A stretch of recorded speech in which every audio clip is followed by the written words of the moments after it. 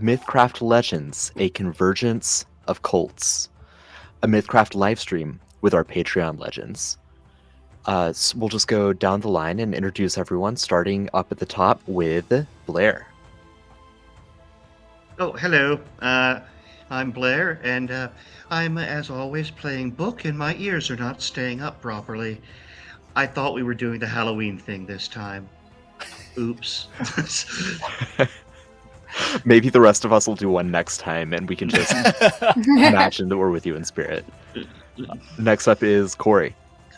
Melizog Shova. Are we actually going to talk to these ghosts? Is that one going to get out of the piano? What is going on here? Jesse.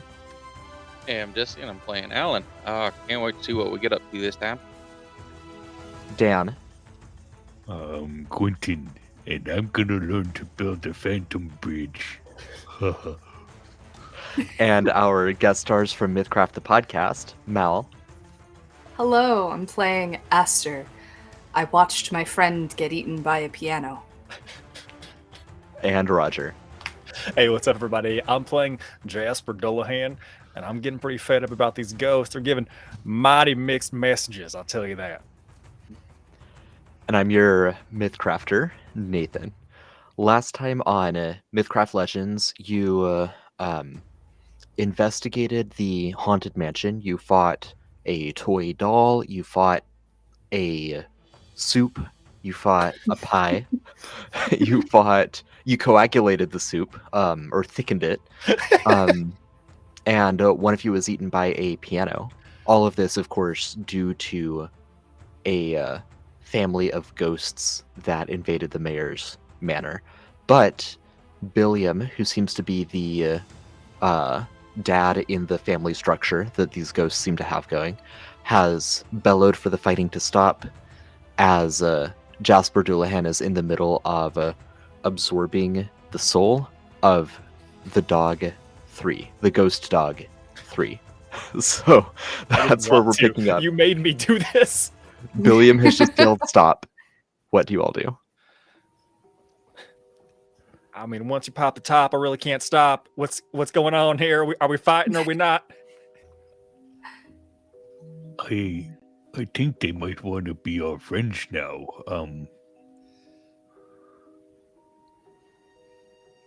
We should hear what this feller has to say. I just let out a pained groan from inside the piano. Oh no!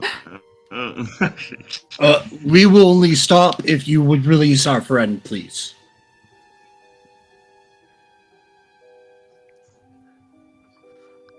Billiam nods. Fair. Emma, you can relinquish the piano. And another ghost will drift out of the piano, allowing the top of the grand to prop open. I flip shut the top of the flask inches before the dog is sucked in. The dog whimpers and runs over to the young girl. Oh. I didn't want to do that. I got pretty twisted pretty quick. That wasn't very nice, all the things you did. But you said we passed some tests. What was that all about? Yes, precisely. You passed the test of proving your mettle as capable fighters and adventurers. Obviously, there's only so much that we can see while we're actively fighting you, but we saw no better way to test you quickly and get a sense of whether you had what it might take or not. And we think you do. And Not what it takes, that is. What is it you're wanting us to do? Stop the cult of the Deadfall in the heart of Noxcog. Well, heck, you could have just asked. We've already killed like 3 other cults. Hold on a second, everybody. Does this not sound a lot like loser talk to anybody else? Whenever you're about to lose a fight and you switch the angle you're coming from? Yes. I'd say I hadn't considered it. That's what it sounds like to me. We lost the fight in our village against the cult of the Deadfall, and seeing that you were, yes, on the brink of defeating us for a second time. Well, we would be defeated for a second time. Seeing that you were on the brink of doing that leads us to believe that you can perhaps defeat the Deadfall. I mean, it's on our to-do list. It is currently on one of the things we are looking to do. Do you have a... Go ahead. Sorry, am I Quinn. mistaken, or are they the ones that put the extra eyes in the skulls?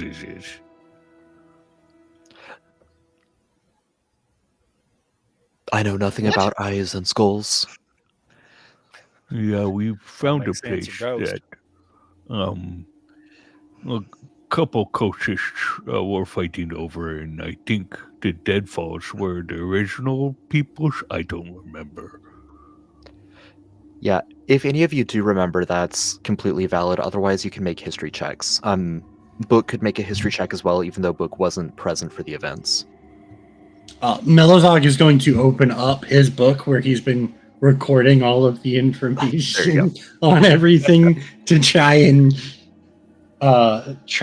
see if he was right. Oh, where are my notes? Why are my notes not right? Okay. That's on a different page. Aw, I was almost a 17. Close. So did mine not roll? I only see Aster currently. Hmm. If you're using a pop out, it won't roll from pop out anymore with the update. We're waiting on that to get patched. Yeah.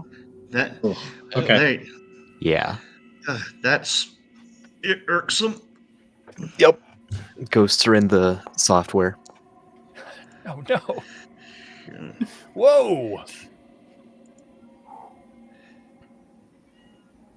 Yeah, that beats my 10. Yeah, so 27 from Melozog. The Cult of the Six Bishops is the one with the skull's eyes. Or the multi-eyed skulls. The skulls with 6 eyes in them.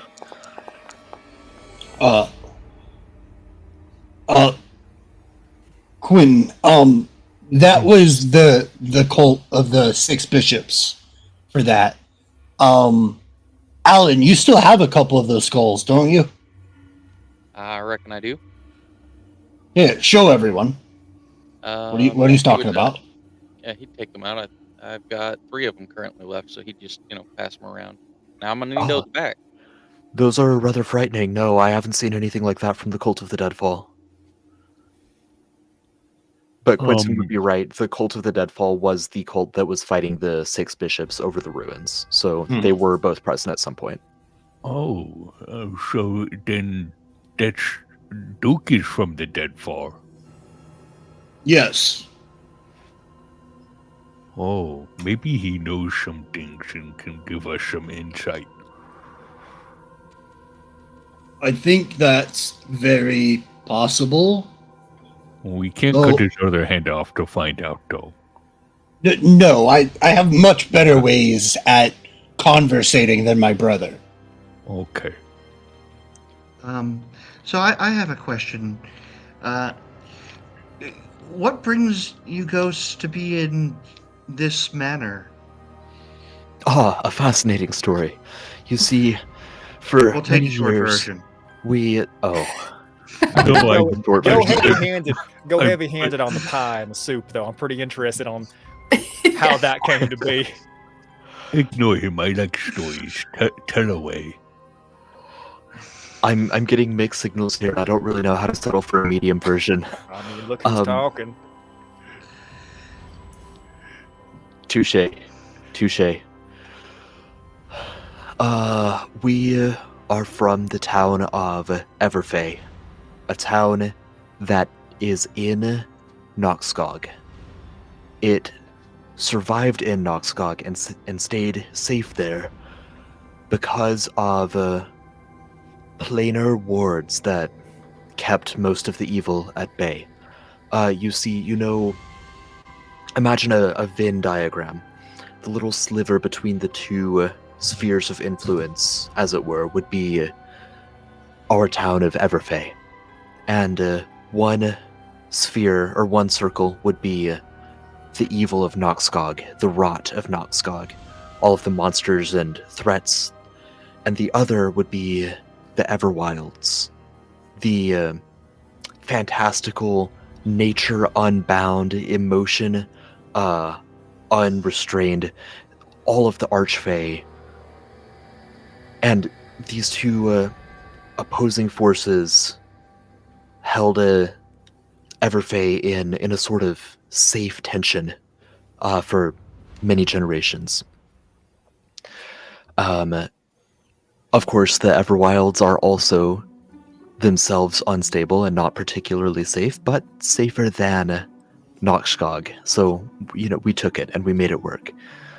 Unsurprisingly, weird things would happen there all the time because of that tension between the two, but the Everwilds kept us safe-ish for a long time. In fact, because of consider it a point of power or a point of magnetism or a connection between multiple planes. Because of that, we would get travelers to or from the Everwilds passing through from time to time. Many, many years ago, and I'll keep most of the backstory brief for the folk in the party who prefer brevity. Many years ago, a stranger from the Everwilds came to Everfey and became one of us. Oh, he was the best of us. Jerry was his name. Poor Jerry. Poor Jerry. Jerry was the best of us. He came and joined the people of Everfey. He actually married my sister, and here Billiam would gesture to Emma, the one who had haunted the piano.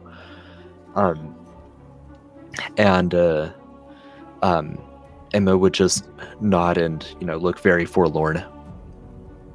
And then Billiam would go back to narrating. He'd say, Jerry was in some kind of eternal pact with some sort of patron, and he was tasked with guarding Everfey from the horrors of Noxgog. He did very well for many years, but when the Cult of the Deadfall became more and more prominent, he went to investigate them. He ranged out into the wilderness of Noxgog to investigate. He found that the Cult of the Deadfall is preparing for something big in Noxgog, probably at the Dead World Tree. And I'll pop us over to the region map for a second. There is quite clearly a very evil-looking giant tree. So clearly, all of you would be nominally familiar with what he's referring to when he says that. Spoopy tree. Yes, the spoopy tree. Oh, whoops, that's the wrong layer of the manor. There we go. We fall to the floor. Okay, I don't like this update, because when I click on the arrow, it changes, it doesn't stay alphabetized, it goes by most recently selected. Really? Yeah, which is terrible.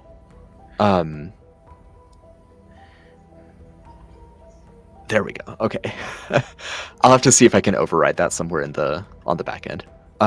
Anyway, I got lost there for a second. Phased out. Happens to us ghosts. So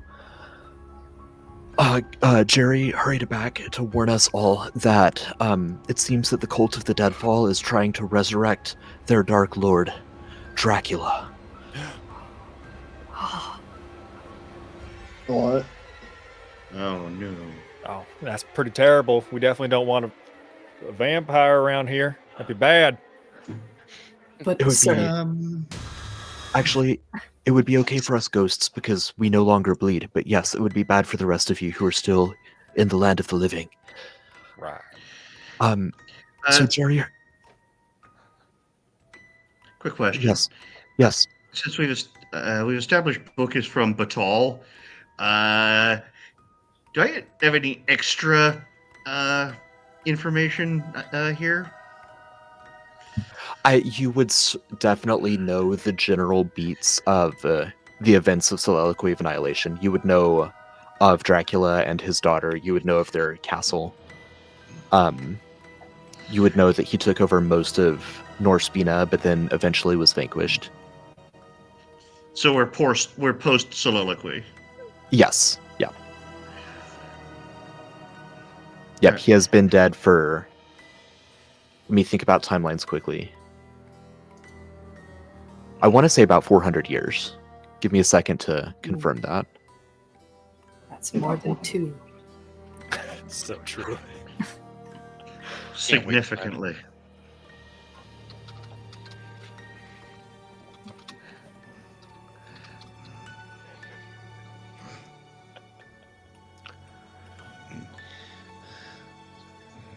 Uh, 500 years. Okay. But, I mean, Dracula and Pelorva's names would still be well known to anyone from Bishal, the same way that, bad comparison, but 400 years, Columbus is still talked about in America.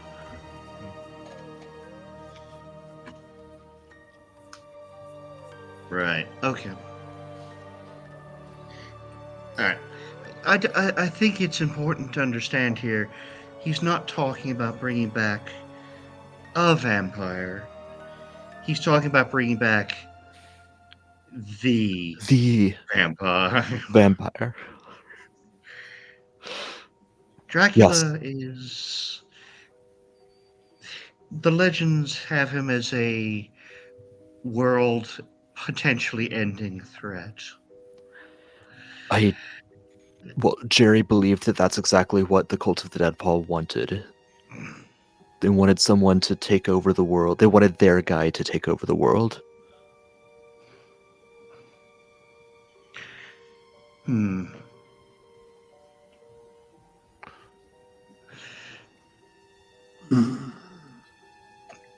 That is definitely a problem. Though I don't know if you know, but what significance does the tree itself hold? That I'm actually going to have Billiam make an intellect check real quick. Does he have? He doesn't have history, so just straight int. Also, with all of, I mean, I'm asking the question, but with all of the research I've done specifically about Noxgog, would I know why that's important? You would know, given that you've done research on Noxgog specifically, you would know that the world trees, there are several across the map of Ansera. They are all descended from the same world tree, Starborea, in the heart of Deshiriel, across the inner sea from you. This world tree is unique in that it is withered and looks dead and rotten, but continues to keep growing. And it's kind of a chicken or egg situation. Did the world tree go bad and create Noxgog, or did Noxgog, because it was bad, cause the world tree to get corrupted? That is unknown to any scholar of the region. But what's accepted Multiple reports going both ways. Exactly. What's accepted is that they're both bad, and both have caused problems for generations. Now, slight shenanigans question of future shenanigans. Okay.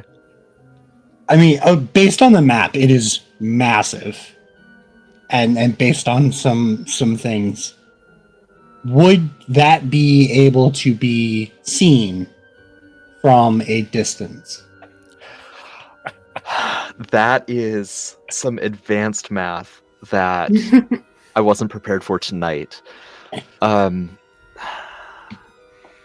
mean, absolutely from a distance, the same way a mountain would. But the question is, from what distance and how far? And for that, I'll have to get back to you before next session. Yeah, that's fine. Like I said, this is a future shenanigans question. Yep, making a note right now. Question of Nathan in a previous game.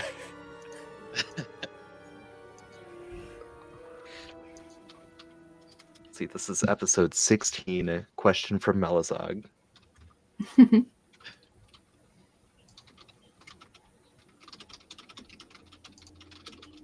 I love knowing that he has separate notes for each of our shenanigan-esque actions.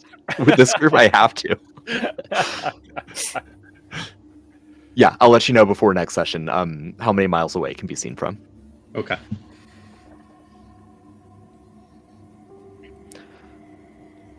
So, Jerry hurried back to warn us, only to realize it was too late, and the cult of the Deadfall had infiltrated our ranks over many years. They attacked Everfey, they destroyed our defenses, they didn't completely destroy our connection with the Everwilds, but they ruptured the protections from the Everwilds, allowing the monsters of Noxcog to pour in and completely decimate the population of the of Everfey, the town. Well, decimate would be 10%. It was worse than that. It was a massacre. That's why we're all ghosts. The poor Jerry was hoping that by protecting Everfey, he'd be able to fulfill his pact with his patron and die peacefully. He's lived for thousands of years trying to serve this patron across multiple realities. It's been very difficult for him. Once he completes his obligations, then he can pass on. But because he died before he completed his obligations, he had to keep serving his patron even as a ghost.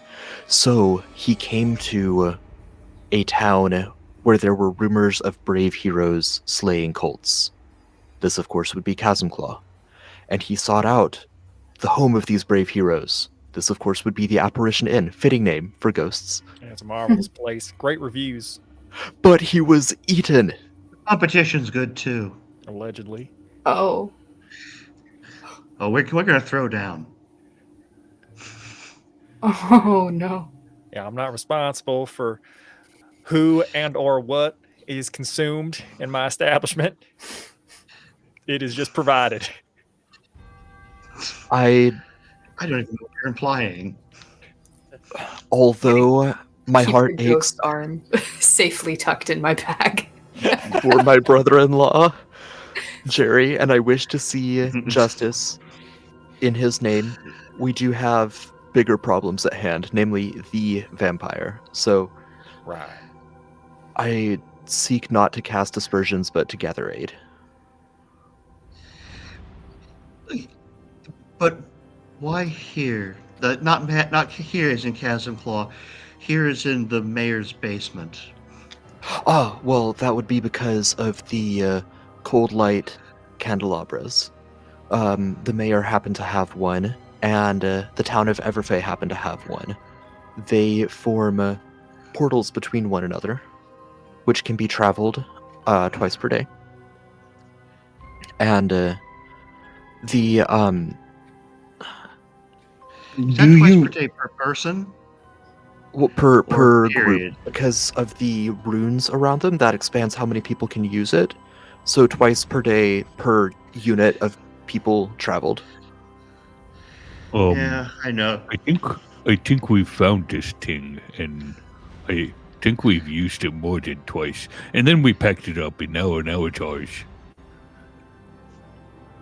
Well, we were in fact hoping that you might be able to utilize it to safely progress through Noxcog. I understand the challenge with Noxcog is it's full of fearsome monsters, but if you have a way to teleport back to the Apparition Inn or wherever your preferred base is, you'll be able to rest without fear of getting ambushed at night, because the power of the candelabra will have already been utilized for the day.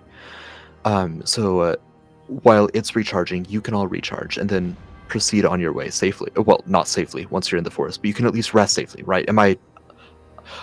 My hope is that by getting the candelabra into your hands, you'll be able to save us all. But you said it's already linked to where we should be trying to go.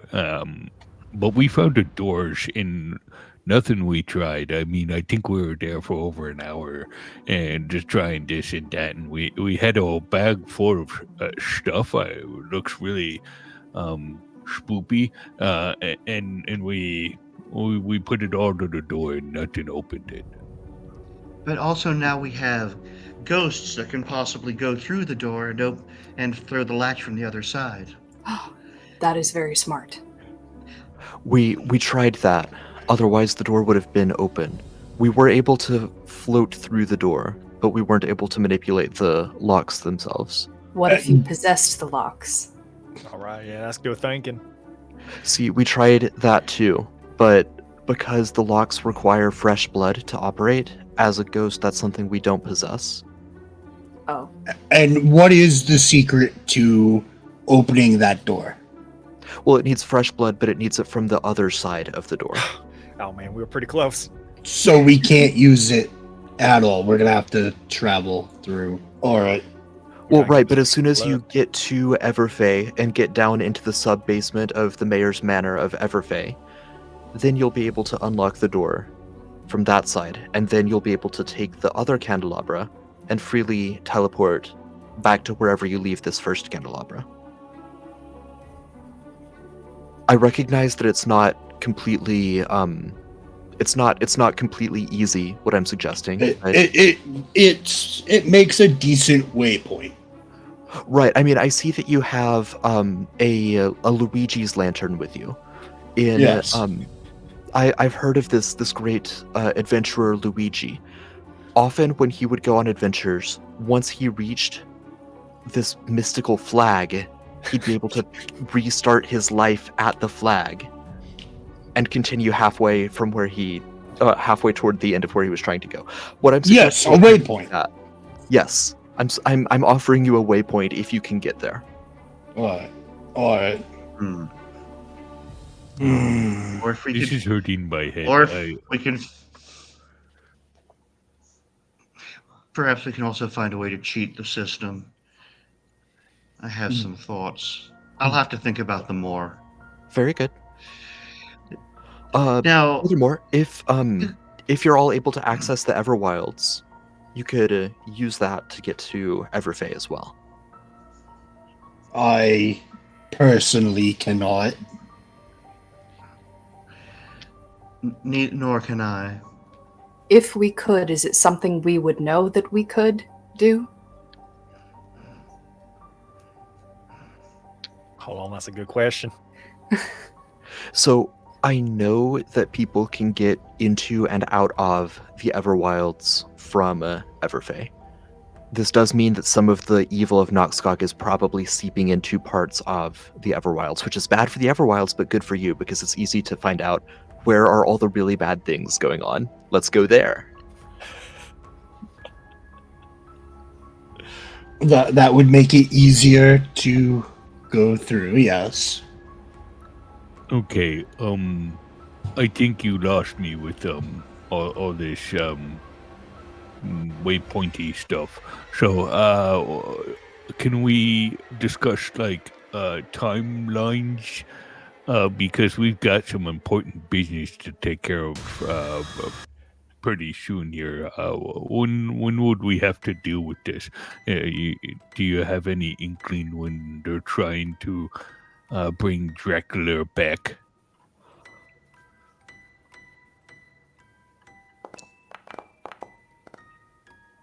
Yes, Jerry conveyed some information that he found. He doesn't have he obviously didn't have the most current data. If you are able to capture any members of the Cult of the Deadfall, they might know with a little bit more certainty. I believe that you have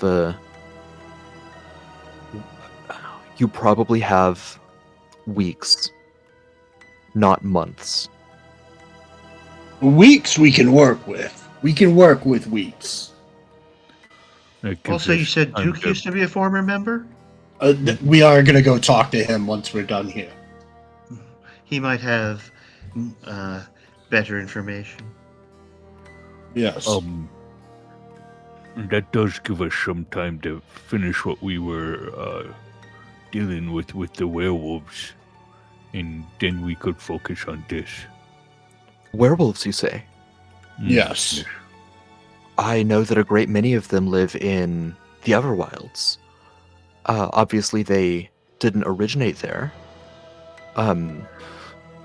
But I know that the phases of the moons are random and unpredictable in the Everwilds, and many lycanthropes end up living there for that reason.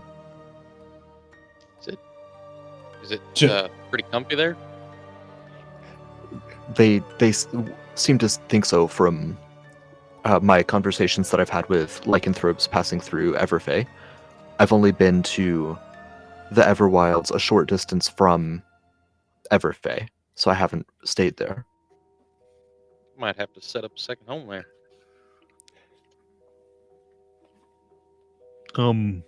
At this point, wouldn't that be more like a third home? Well, no, the first one ain't there no Because you more. have. Well, that's true. No, it's a little too soon. We just found out about that. You should take it easy.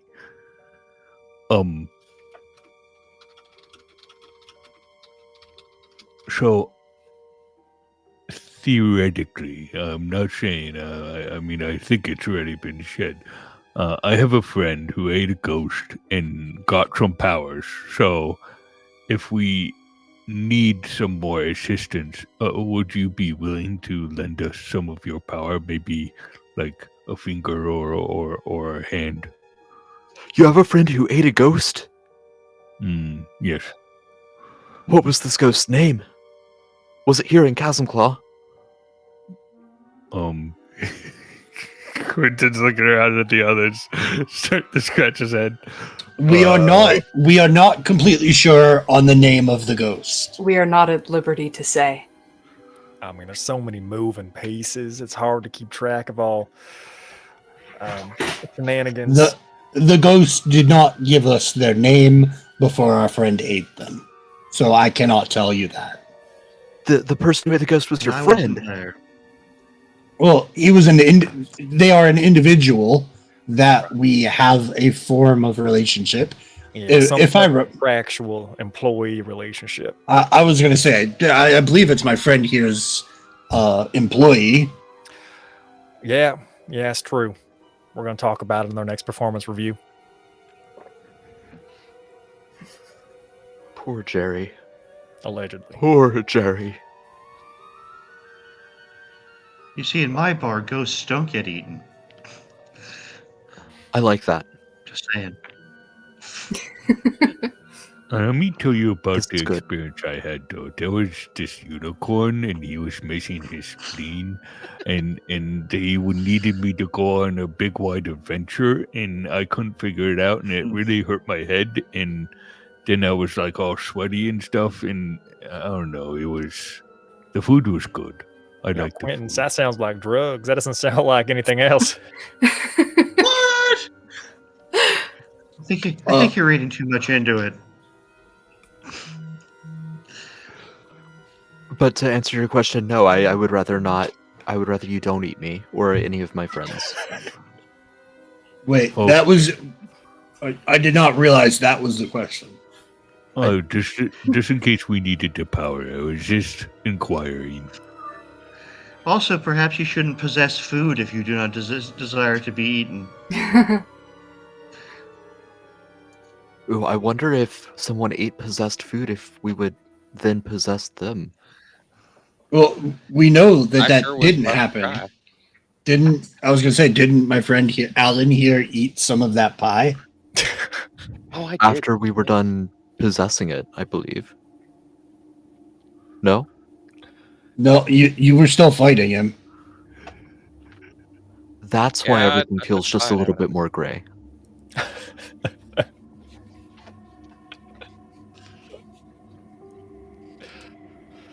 Okay, well, so Well, now I need to, Alan. We need to test and experiment with, see if you have any new abilities. Or I organs. mean, I don't feel any different. What kind of abilities should I have? Maybe next time there's a moon, you'll turn into a pie or something instead of a. I don't feel any different, he says, as blood is oozing out of his new armor. Yeah, we need to talk about that at some point. Oh, I find it's best to just ignore it. Actually, I do have a question regarding the armor, specifically to the ghosts. I'm unclear on how long you've actually been here, but were you familiar? Clearly, you've found the candelabra. Yes. Do you know anything about the other relics that were in that room? No, they gave us really bad vibes, so we stayed away from them. That does seem to be a reasonable course of action. You all hear like a horror movie indistinct murmur, kind of a sigh, and then a like effect coming from the bottomless bag. That was nothing. Don't worry about that. It'll be fine. Undoubtedly. Have you been? I have a question. Have you been tormenting the mayor? We've been amusing ourselves at his expense. I wouldn't say tormenting, that's a little bit strong. Yeah, sounds pretty distinct to me. We've been developing a craft that we call ghost lighting.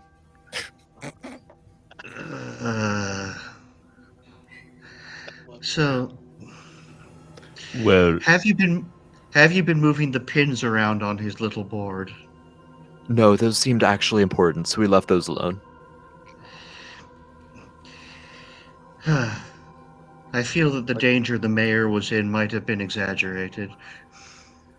No, I will say that those pins were moved by somebody. I can Well, that certainly must have been the confirm that mayor they then, were because it moved by certainly someone. wasn't us.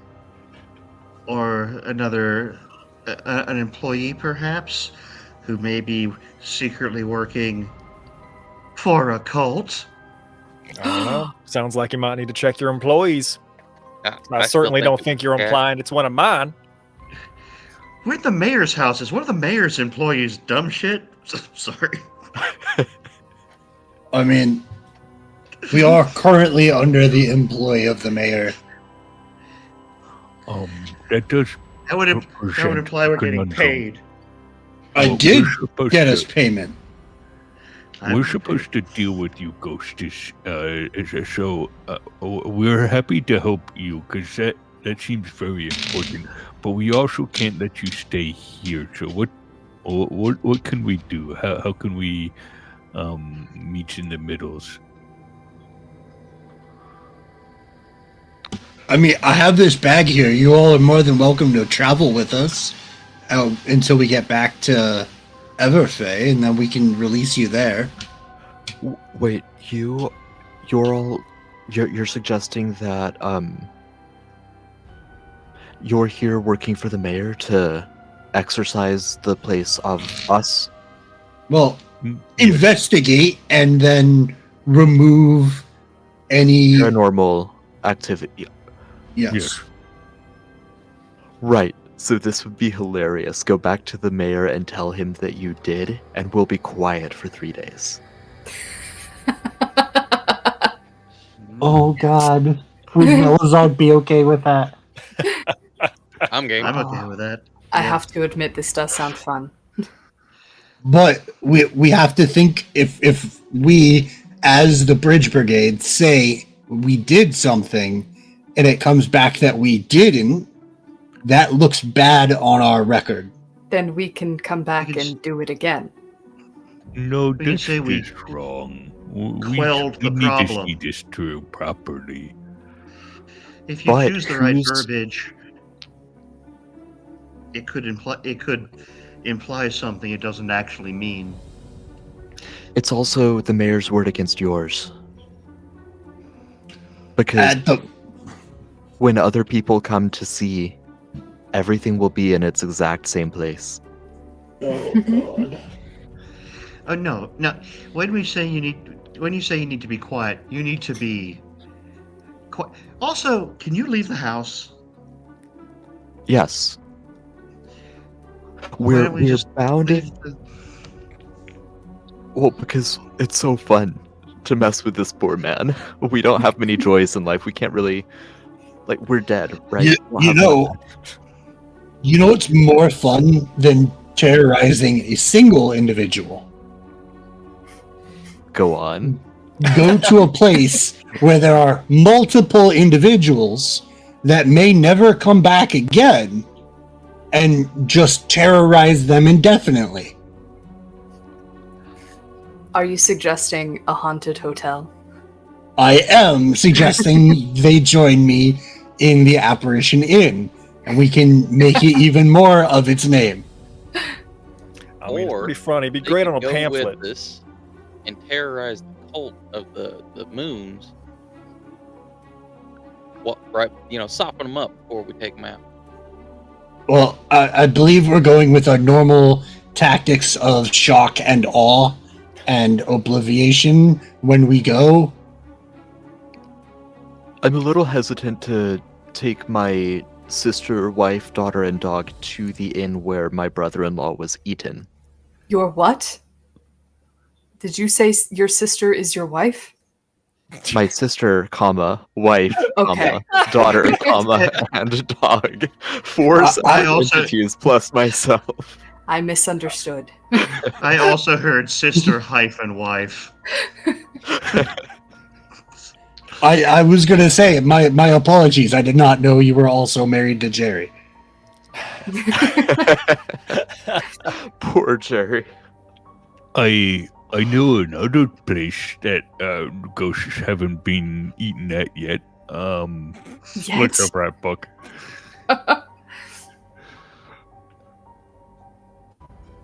Yeah, you could go with my friend here, and same thing, different location. It could be a haunted bar. Right. What was the name of the bar? I'm blanking on it right now. My bar, it's the Cozy Roost. That's right, thank you. I hear it's a very cozy place to be. Quite right. Well, so it sounds as though you all really like and respect this mayor to get us to move out and leave him alone. No. No. Some of us like him. Writing a It's letter more of about our recommendation for mayor reputation. school. Yeah. It's more about our reputations as individuals. We said we were going to do a job. It is only right for us to go ahead and complete that job. Right, into the minds of anyone other than the mayor, you will have. The mayor also. Go ahead, Book.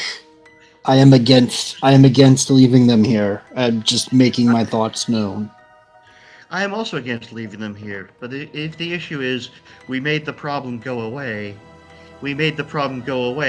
it's set up shop 3 blocks that way. Well, we made it go away. He didn't say eliminate them. He said get them out of this manor, which we could do that. That is. Yes. If you insist on relocating us, we will take up residence in the Cozy Roost or wherever else you would prefer for us to live in the town, with the exception of the Apparition Inn. That place gives me the heebie-jeebies. But So you've been there. no, Jerry went there and never returned. Oh, you gotta try for yourself. I'd rather not. Your loss. I, for the record, am not opposed to them continuing to mess with the mayor. Just putting that out there. Maybe just visit I'm them also on not like a opposed- bi-weekly basis and mess with them. Visitation rights, I like it. Oh, I'm not saying you can never come back. I just need you out of here long enough for us to say it has been done. Very good. All right. All right? Because then I am not lying. I do not lie. I facilitate truths. Right.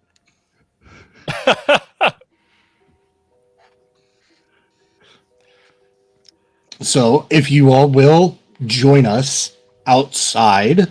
We will take you to the Cozy Roost. Stay there until we leave for Noxgog, and then you can come back. Very good. The Cozy Roost it is. And thank Yep. you all for your help. Hold on. Ooh. Oh, that is leaving? Something? And they're gone. Ooh. We're back. Oh, hold on, they're back. They're back. Y'all y'all gonna turn invisible or something whenever you're traveling through town? Or are you just gonna hop, skip, and float over towards Cozy Roost?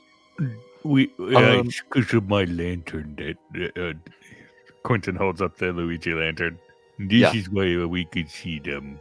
Right, you're not gonna be messing with anybody on the way or hooting and hollering through town, are you? No, I suppose we'll be quiet for at least a little time. Give everyone a false sense of security. I think there's prudence in that. All right, everyone. Melzog's going to look over at Book and be like, all right, I got you 5 employees that you don't have to pay.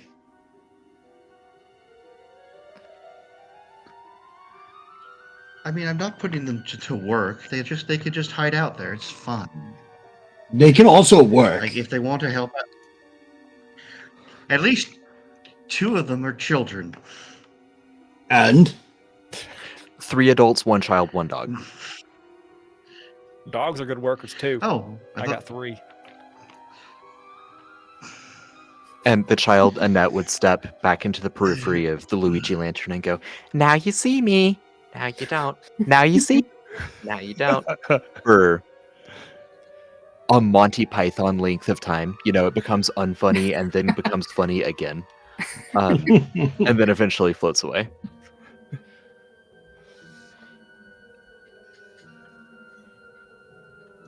I just want to help put them to rest. And if that's the plan, then training them up as bartenders is just a waste of effort.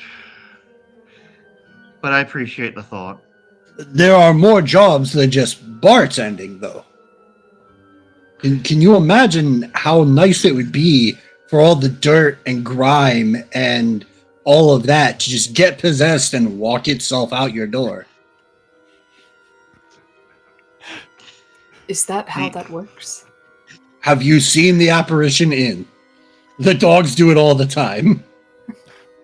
Yeah, you're not wrong. I mean, to be fair, I just fish a random object out of my pocket, throw it on the ground, and it gets up and walks away. Because I just got possessed object as a cantrip. Yeah. Nice. Are you going to do that for every single piece of dirt and grime, though? This would be much faster, as there would be 5 individuals instead of just 1. That's just science. That's good. I won't ask I my feel employees like- to do anything I wouldn't do myself. I feel like we're not on the more important subjects. I think Also, to be fair-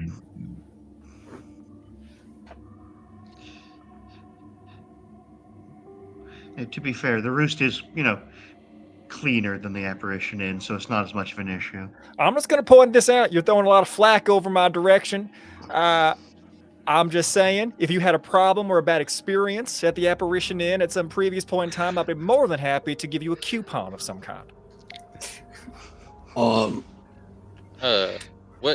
I just thought- exact I- level of thing do we got to do to get this coupon? Have you had a negative experience of some kind? I mean, if he gives me a coupon, Have a part of you or a loved one of yours been consumed by an employee? I'm just gonna say this now, Jesse, because you mentioned a level with coupon. If you get a coupon, it is not redeemable for another level up.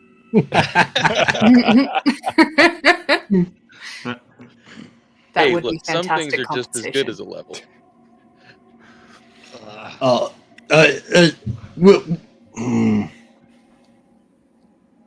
I will say I've had some of the strangest dreams I have ever had in my life at the Apparition Inn. All I'm saying is y'all been getting free food and drink the whole time. So I'm not complaining about I'm that. just going to point out a couple things here. Just You're not not wrong. not at anybody, but just out to the royal we that are here. Sure would be a shame if I started charging. But Quentin also provides cook services. I'm not gonna discredit that. One, I will say I never asked for it, but I don't hate it. Also, I to be suppose I fair, should if ask, all you're what looking is- for is strange dreams, have you considered a giant aquatic centipede? Yes. In college. I suppose I should ask, what is the coupon redeemable for? I mean, we don't really pay for much there, so Well, it's like a VIP suite in the back. You get the same product, but we just change the labels. Makes it feel a little bit fancier. Things come out in like a bucket of ice, and there's like a bow and a ribbon on it. And I'll send one of the dogs in there, and they'll hang out, chill with you while you're eating and drinking. It's just a nice experience. I think I tell that's you what, where I gave you show me Rosie her where this best one. is, I'll decide if I want to pay for the VIP experience. Wait, don't you already have a dog that just kind of hangs out with you? Yeah, it's a Oh, yeah, different Blue. dog, though. Yeah, Blue out right. of It's a the different pocket. dog. Can we all was and good about all that? No, it sounds like you guys need to discuss things, but well, we just found out some crazy stuff, and we did just do this thing for the mayor, and we do need to figure more out about the werewolves and whatnot. So, can we talk about coupons some other time? We also do need at some point to talk to the mayor about why his basement was full of cursed artifacts. Well, I'm pretty sure that he told us why before we ever went down there. I don't recall that. Yes, when he was telling us about the job, he said that it might have been because of him apprehending the dangerous artifacts as they enter the city. From Are they in some his reason, personal basement? This I recall is the him saying he really just likes collecting the creepy, dark things. he's still a burden he is apprehensive. willing to bear. Well, now he no longer has to bear that burden. Indeed. I can. I kind of like collecting them myself. Gotta find them all. So, what's the order of business? We do need to talk to Duke again. I'm not sure where we'll find out a lot. I know he was pretty low on the totem pole, so to say, and I don't think he was really brought into the bigger things. But if he knows maybe timelines and could help us figure out how long we might have. I might even be able to help him remember things he does not instinctually remember. So maybe we go talk to Duke first, and then we go inform the mayor we took care of business, and then we figure out what's next after that. Well, as far as I know, both Duke and the mayor are in the Apparition Inn, so we could probably do both of them at the same time.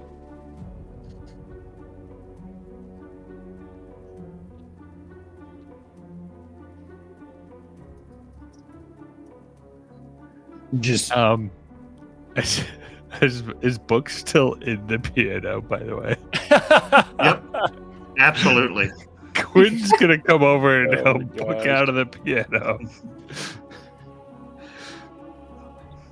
I figured the whole time the piano's been like propped open like 8 inches, and it's just you see her face it Yeah. from inside. You look a little tangled up. Do you need some help getting out? I'm good, thank you. I just it's fine. Also- it's fine. also, I think it might be a good idea for us to get some rest.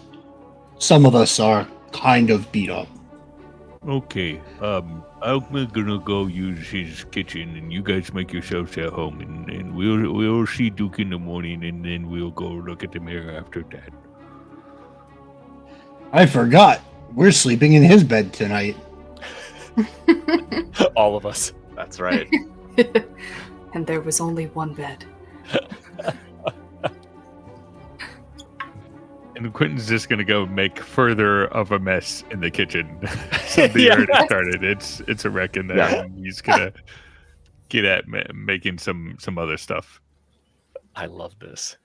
Aster's gonna follow, and he's just gonna stand in the doorway and watch. So, order of events. There's snacks going on. You're planning on sleeping in the mayor's bed because that was part of the agreement. And then tomorrow morning, you're gonna go talk with the mayor and with Duke. Correct. Food. All right. And then after the conversation, we're heading toward the cult of the moon. Perfect. Yeah, so the it's a little bit tight with 6 of you, but the mayor's bed is an oversized king-size bed. Incredibly plush. You all take a rest and awaken with 2 shield HP. Wow. Nice. Ooh. Quick question. Did Alan take his armor off before getting into bed? Alan cannot take his armor off. Ever. Have you expressed that point? No. Um, He has no might intention just- of doing so. The worst body pillow ever. I have a question. He's seeping blood. He's a werewolf. It'll Wait. buff. My question's rescinded. Never mind. Never mind. Yeah, so yeah. Alan cannot take his armor off. But the spikes are only inward facing, so all of you are okay. All right, Alan, you're gonna work best to be a pillow. I just assumed he'd I mean- curl up at the end of the bed. As long as he doesn't use me as a pillow, I am happy.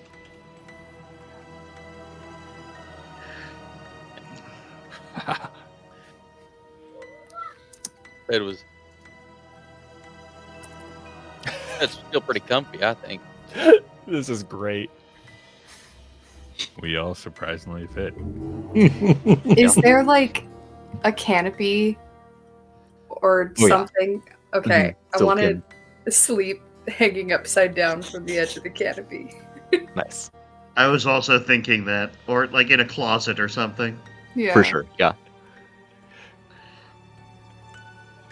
Yeah, slumber party is achieved. You all wake the next day with 2 shield HP. And, recover all of your other resources. So you're all, fully level 10 now with all of your resources regained. Yay. Hey. And Quentin's been up, waking up and going, laying back down, and working on this extra long, kettle cooked meal, Ooh. like a roast he found, and he got going. And now Nice. that it's morning, he's gonna grab it and start carrying it with them to the. He's gonna bring it with everyone to the Operation Inn. Can leaving I the have mayor a bite of mad. that?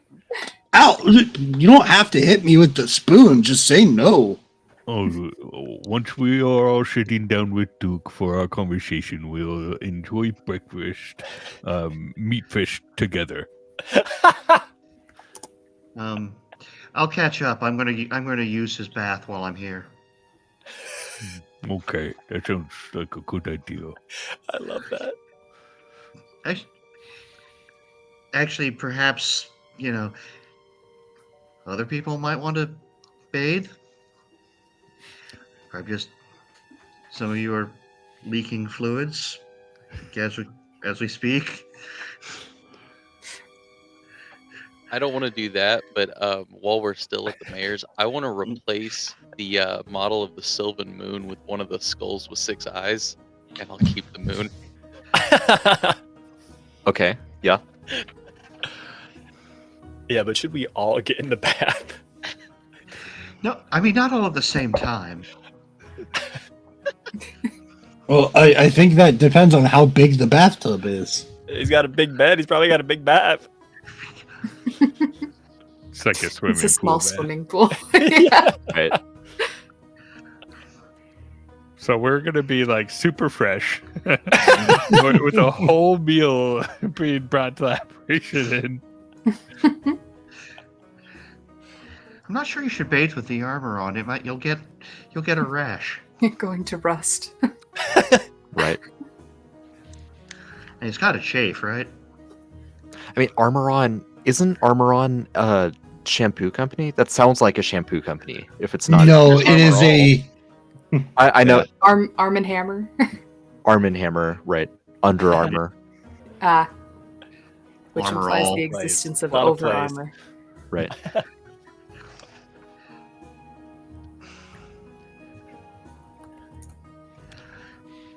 But yeah, I think eventually after we help ourselves to the mayor's amenities, we're gonna find our way back to the Apparition Inn and see about sharing some meat breakfast with Duke.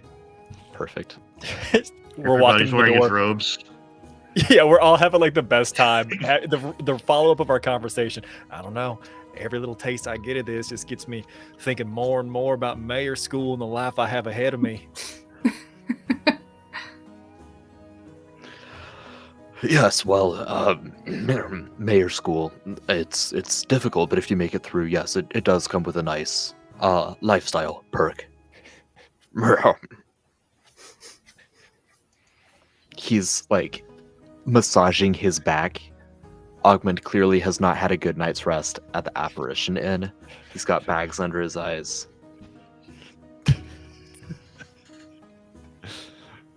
Better get that man a coupon. I'm gonna put one of his crock pots on the table and start dishing out food from it.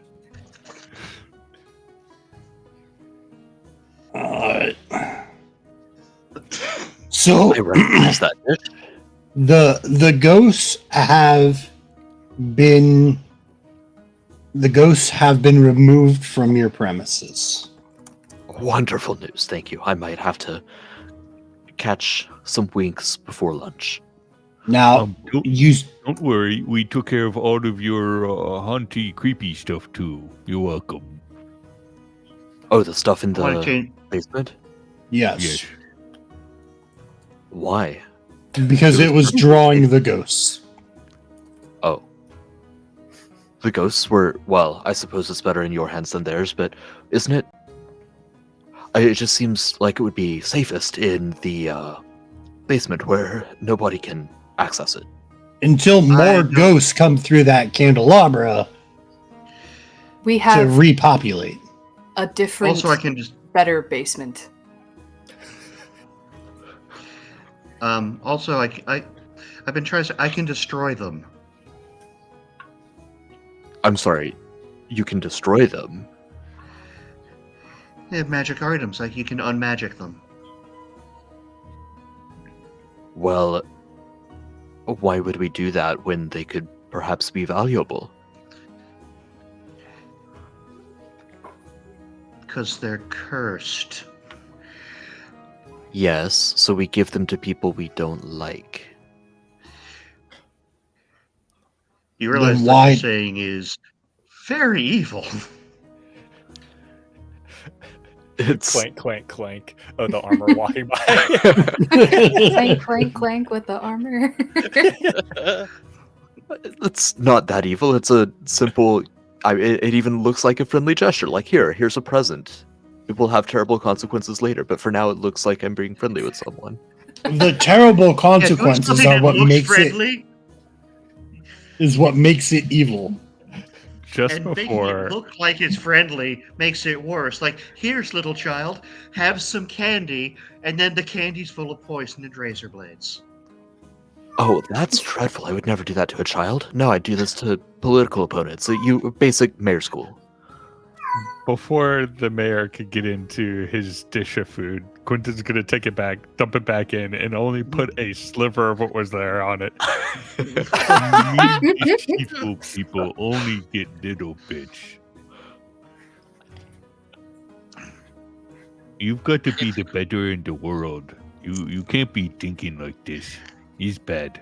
You have sliver, and he's gonna slide a very little tiny morsel. Oh, Of it. I'm dreadfully hungry though. I just make these decisions so that the people of Chasm Claw don't have to, so that they can have good and uplifting lives.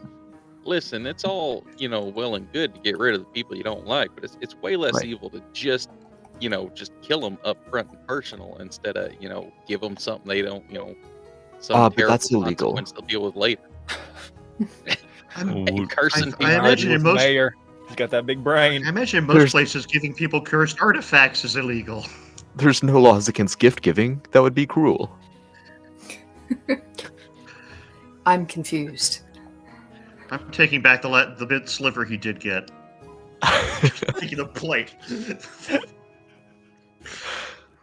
The problem is you're also the one people look to, and thus you set an example. So you think you're protecting them and making them so they could do nice things, but they see you do these things, and it festers and swells and grows in their head, and before too long it's got its roots all through them, and then they're doing these little nothings so other people don't have to, and it never stops. It just keeps getting worse. No. No. But that's the beauty of it. I'm letting you behind what in Mayor School we call the GM screen, my dear friend Quentin. You see, if people look to me as a moral exemplar, all I'm doing is giving gifts to people. And wouldn't the world be a better place if everyone gave gifts? The Well, people yeah, but you're deserve to giving have leaders intentionally that bad that are gifts. transparent in what they're Yeah, doing and like are a ghost. genuinely good. Not simply. I wasn't going to say it, but yes, I was thinking it. Have you seen the, what these things look like? These are not like somebody's gonna see you giving. One of these them looks just horrible exactly gifts. like that, pointing at Alan. I don't know who that is. That Don't worry weird about boy that. Yeah, and he didn't take it's it off my before he point. slept in your bed. Yeah, right. We found that somebody was bleeding quite heavily in your bed before we got there. Well, before I got there, you got there, yes. You need someone to do the laundry. Clearly. I do not do laundry. I started I a batch. can't but I reach the left it basin. soaking. Don't worry, I'm a mayor. I know launderers. Money right. launderers. And speaking of money, since my good friend here brought it up, payment for services rendered.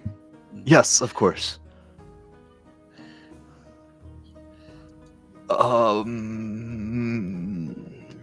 Where did I write that down?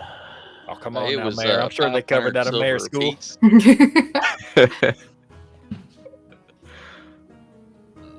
Oh, what was it? Above board. I don't have it in my notes right here. I'll see if I can find You it. never gave me a number. Every time I pushed for a number, he just Classic went around and mayor around and Ogden. around it. So I'll now, figure it out for next session. Right. I distinctly remember 10,000 silver. wrong game. 10,000. Classic And- mayor and move. the I'll level. figure it out for next session. Yes. How many ghosts were there? There were 5. There were 5 ghosts. Well, let's see. 6, sorry. There were 6 ghosts. All right, and Yes. there's 6 of you. Let's see. I can. I'll go back to my manor right now to procure the payment. I think that. Let's call it. Screw it. Let's call it 300 silver apiece. All right. That sounds pretty reasonable.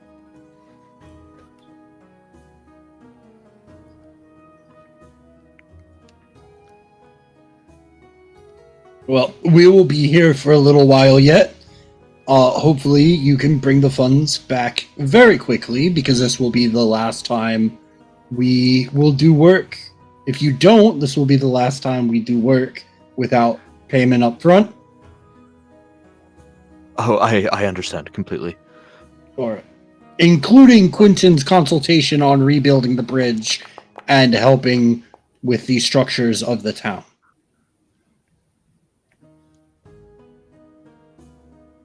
Yes, of course. So My word is my bond. I'm good for it. I'm just saying. Give gifts. I am just saying. We will be here for a little while before we head out to deal with the next cult. Please bring it back here shortly. I will. I'll bring it back shortly, but not short. That's pretty good. That's pretty good, Mayor. Turn of phrase, Mayor School. So much to learn. All right, and then Melzar's not going to say anything else until he leaves. He will, in fact, leave. If anyone else pulls him aside for a sidebar. Yeah, Does so not sound like it. the mayor is definitely going to bring back cursed money for us, right? That's the vibe that we all got. He doesn't have any more cursed money. That's going to be the problem. It's all in the bag. I don't know. I'm just worried. It just seems there's all that talk about cursed gift giving. I think he's going to come back with presents for us. Well, I reckon if he does, just let me hold it first. I'll try it out. All right. We have another conversation to have. Is it about Alan's curse addiction? No. Alan, I bet you're No. wondering why we Versus- gathered you here this morning. Quickly before there's Hey, I any need more, to go do something. I do want to check in with Quentin, because your bouquet of flowers requires some maintenance. Is Right. that something that you would do? Oh yeah, he's Okay. gonna be finding a vase or one of the best looking mugs in the apparition and he could find, and he's gonna be kind of fastening it to the back of his tower shield, putting some water in it and putting it in there so he could have it like out with him. Perfect. Okay. Just wanted to be sure we didn't brush over that. Yeah. I don't think Quentin even knows what they do yet, but Yeah. they're pretty, and he's taking care of them because he likes plants and stuff. Right. I realized that after bringing it up. I was like, I don't think that would raise any alarm bells with anyone to see Quentin like making sure that they're as beautiful as Right. they can be. Yeah.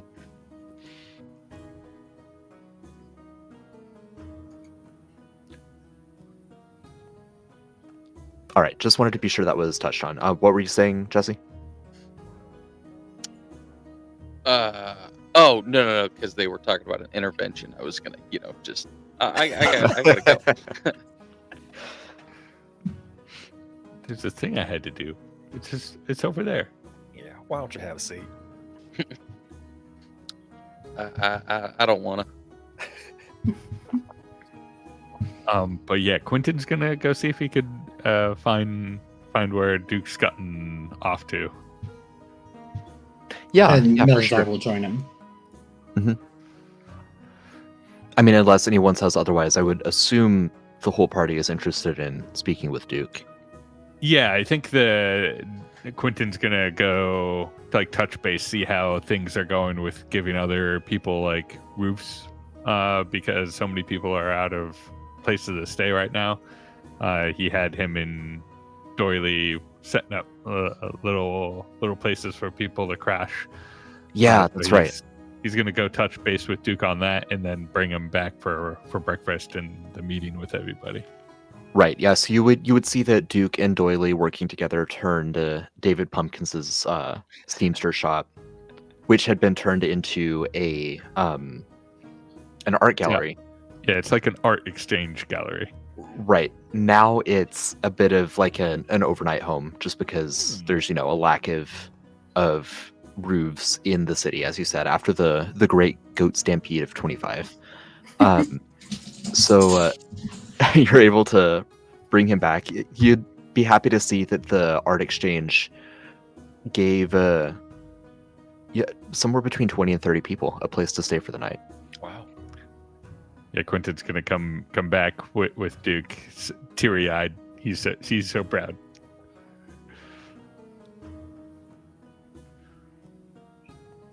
Oh, Dude, hey guys.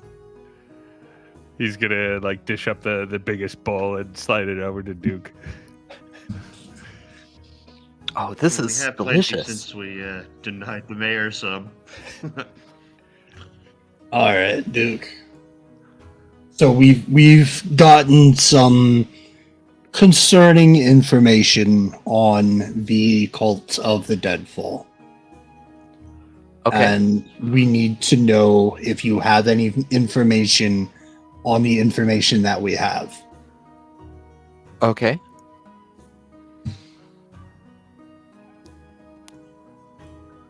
So, from what we understand, the Deadfall is looking to attempt to resurrect Dracula. Yeah, he's so cool. Right, right. All right, Duke. It's gonna be easy. Why do they need to use the dead piece of the world tree to do so? Oh, symbolism. Is symbolism the only reason, or is there some magical reason? Do you know? Well, there's magic in symbols, right? I mean, if you think about a seed that contains a lot of ideas, right? Growth, potential, fertility, any of these different things. With the Deadfall, the whole thing was like, I started with the seed because that's associated with the celestial Tovare, right? One of the main antagonists to Dracula on his life journey 500 years ago. Yeah, hold on a second, Duke. I gotta pop in here and ask, what did you do before you became a cult member? You just seem so well educated on this. Did they do this in the cult, or is this from your own background? He starts buffering. I am going to. Oh, it's definitely cult then. I'm going to use my random NPC generator from the Ties That Bind, and then no, make it a little bit if it doesn't quite fit.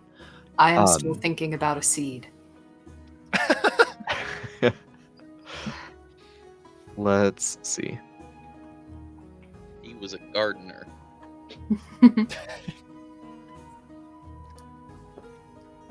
Found him tilling in his fields one day and said, "Hey, have you heard the word about our Lord and Savior Dracula?" Right. He said, "Sounds legit." That guy's Exactly. cool. Exactly. We're gonna find out okay, that there this we whole go. time Duke's been a fledgling vampire. He's just been Right, hiding it. yeah. What does it mean? I'm actually going to give you his whole life story here, all of the different jobs that he's had. Yes. This is a beautiful diversion. I hope it makes no sense. Yeah, so originally I'm from Arendor to the southwest. I came across the wall after I got chased out. So originally I tried to sign up to be one of the knights of Arendor, but that didn't really work out while I was in training. My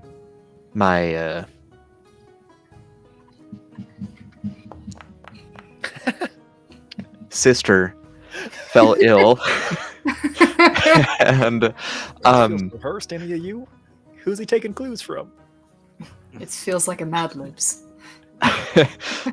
yeah, right. So I was in training to become a knight of Arendor, right? And then my sister took ill, and so I had to leave training for the knighthood because that they take care of you. I'm not saying they don't. It's a great program, but it doesn't pay a lot. So I became a bandit. But what I really wanted to do, and what was always so interesting to me, was I wanted to be a religious scholar, but I never had an education. So I was just, the knights seemed cool, and that's valiant work, but that didn't work out, so I became a bandit. Eventually, the knights found out and started chasing me, so then I came north. Despondent, I didn't have anywhere to turn, and then I met Zane and his twin brother Klaus. They took me and they introduced me to the cult of the Deadfall, and the rest is history. I mean, I joined the cult. I unjoined the cult when you all rescued me and showed me how the cult of the Deadfall itself was not. We can argue whether their hearts are in the right place, but like the actions that they're doing are not good.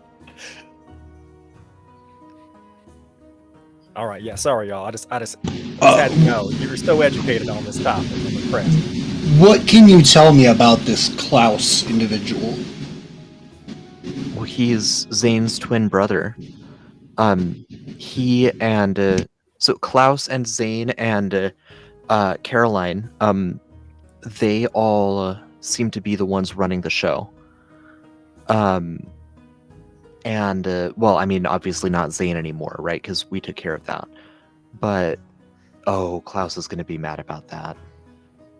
Well, they're the ones that knew the most about Dracula's backstory. I mean, we've all heard tales, right? But they're the ones who taught the rest of us and who explained the symbolism of the dead world tree in a full circle moment there. I think that's what they call that.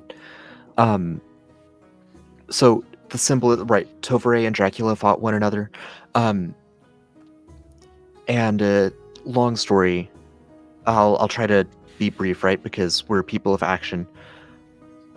The Deadfall is, for a lot of reasons, is really significant to Dracula because it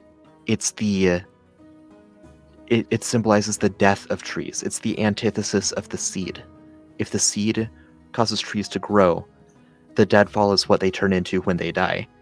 And a deadfall does not have any living seeds. There's nothing that comes out of it. So it's the opposite of the seed.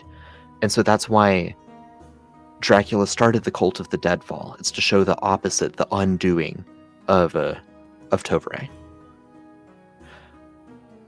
Now, what better way to demonstrate that fully than a massive dead world tree? And what better way to, if that's true, and there's power in metaphor, what better place to channel the energy of death to bring back the Lord of Death? So it's symbolism, but also sympathy. Precisely. Using an effigy to represent. Well said. Yes. Yeah. Well, yeah. But wouldn't that kind of negate the point if, like, the point of a deadfall is that nothing comes out of it? You're making something come out of it? We're bringing back a dead thing. Is that not bringing something out of it, though? Yeah, it's like two negatives. You got two dead things making a single living thing. We might have to ask Klaus and Caroline about that. Oh, you never did give us a description of Klaus and Caroline. Can you do that for me real quick? Yeah, Klaus Look at that was couple at the table. What? Klaus is a human. He's dark. He's probably about my height. 5'9", 5'10". He has these like really intense eyes. I mean, you met Zane, right? He looks kind of like Zane. He is he's got that same kind of hollow, gaunt look going on that Zane had, but while Zane kept his hair short, Klaus keeps his hair long, and he has like the full beard and everything. That's the easiest way to tell them apart, because otherwise they look strikingly similar. Caroline is a star elf. She's got skin like obsidian and hair that's like silver, like starlight. Yes. All right. He finishes writing this down in the book. If we could touch back on the symbolism just for a minute, I think in a way, Duke, that's exactly what I've been needing to find. I need a way to show the world that everybody could be good. What better way to do that than bring this dead thing back to life? What if I You find want to a join the way? cult of the Deadfall? No, no. What if I find a way to make this withered, decaying world tree green again? Oh, that's kind of the opposite of what I thought you were saying.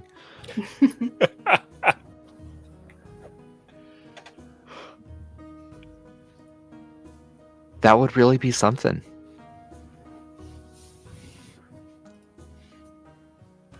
Yeah, after that, Quentin's just going to lean back and just get lost in his own thoughts about it. Yeah. Yeah, I mean, I I would be a get little that. concerned. I think the cult of the Deadfall has the wrong solutions, but the right ideas. I mean, yeah, their leadership. Zane was bad. Klaus was bad. Caroline's bad. But Dracula rocks. I mean, he was so No. cool. He was And- he was the monster. He was a monster among monsters. No, but he tried to take over the world because he loved too passionately, and like that's so cool. That It is meant one he way was of so thinking about selfish. it. He was willing to destroy the world to get what he wanted, regardless of what anyone else needed or wanted. That is what made him a monster.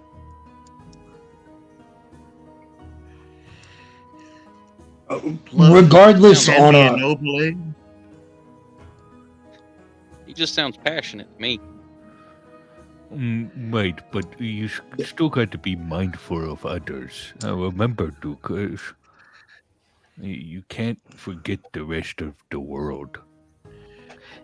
Right. I just think with his motivation and drive, if you all got to him and like spoke with him and explained this to him, I think he could take over the world but make it better for everyone. nothing that takes over the world is ever better for everyone. Something about Dracula strikes me as not a team player. Oh, he's a team player. He just has to be the one in charge of the team. So Exactly. Duke, let me just explain something very simple. See, my family is from one of the nations that Dracula conquered, and it has Okay. left a psychological scar on our people, so much that people still wake in terror of him to this day, despite him having died 500 years ago. Oh. He may have been saying that what he was doing was for love, but he destroyed countless people in the process.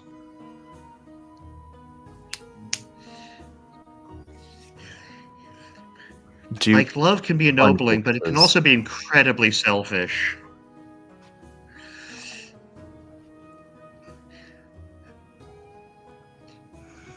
Do you understand?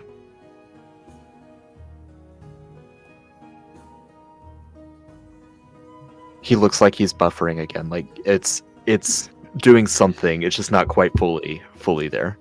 All right. Now, I do have one of the more important questions that we had coming into this conversation. Do you know when the summoning is supposed to be? I don't know exactly. They were planning on doing it before the end of the year.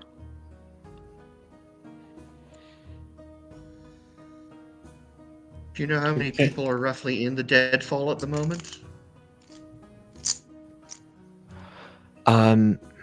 Well, I mean, I've been out of it for around a month now, a little more than a month now. When I was in it, I think they had scores, but not hundreds. I don't know if it was like 60 or 80 or what, but enough to have a few different chapters of it, right? Zane was in charge of his own unit. That was the one I was part of. And then Klaus had his unit, and Caroline had her unit. But it's possible that, I mean, I know they were trying to step up recruitment lately, so I don't know. Maybe that number's higher now. They're very persuasive when you get in a room with them. All right. Well, thank you.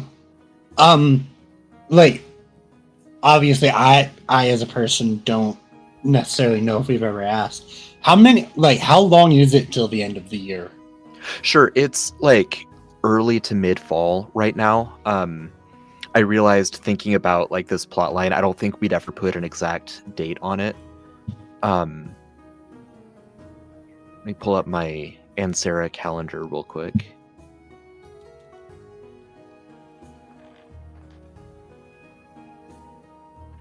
Oh, and I know we just slept. After you looked at, how close are we to the silver full moon? Isn't that like tomorrow? Yeah, let me check. It's either 2 days from now or it's tomorrow. Okay. I thought it was 2 days from now. I think it's 2 days. Because If we leave, just rested at the mayor's. right? It was because we knew we could take care of the mayor's and just barely get there before the new moon. Gotcha. Correct. It is 2 days from now as of this morning. Nice. Okay. So you've got one more rest before the big night. As for what time of year, we're going to call it, just to make it simple, we'll call it the first of the month. It's going to be Pashtober, which Ansara's calendar has 13 months instead of 12. But that roughly correlates to mid-September, early October.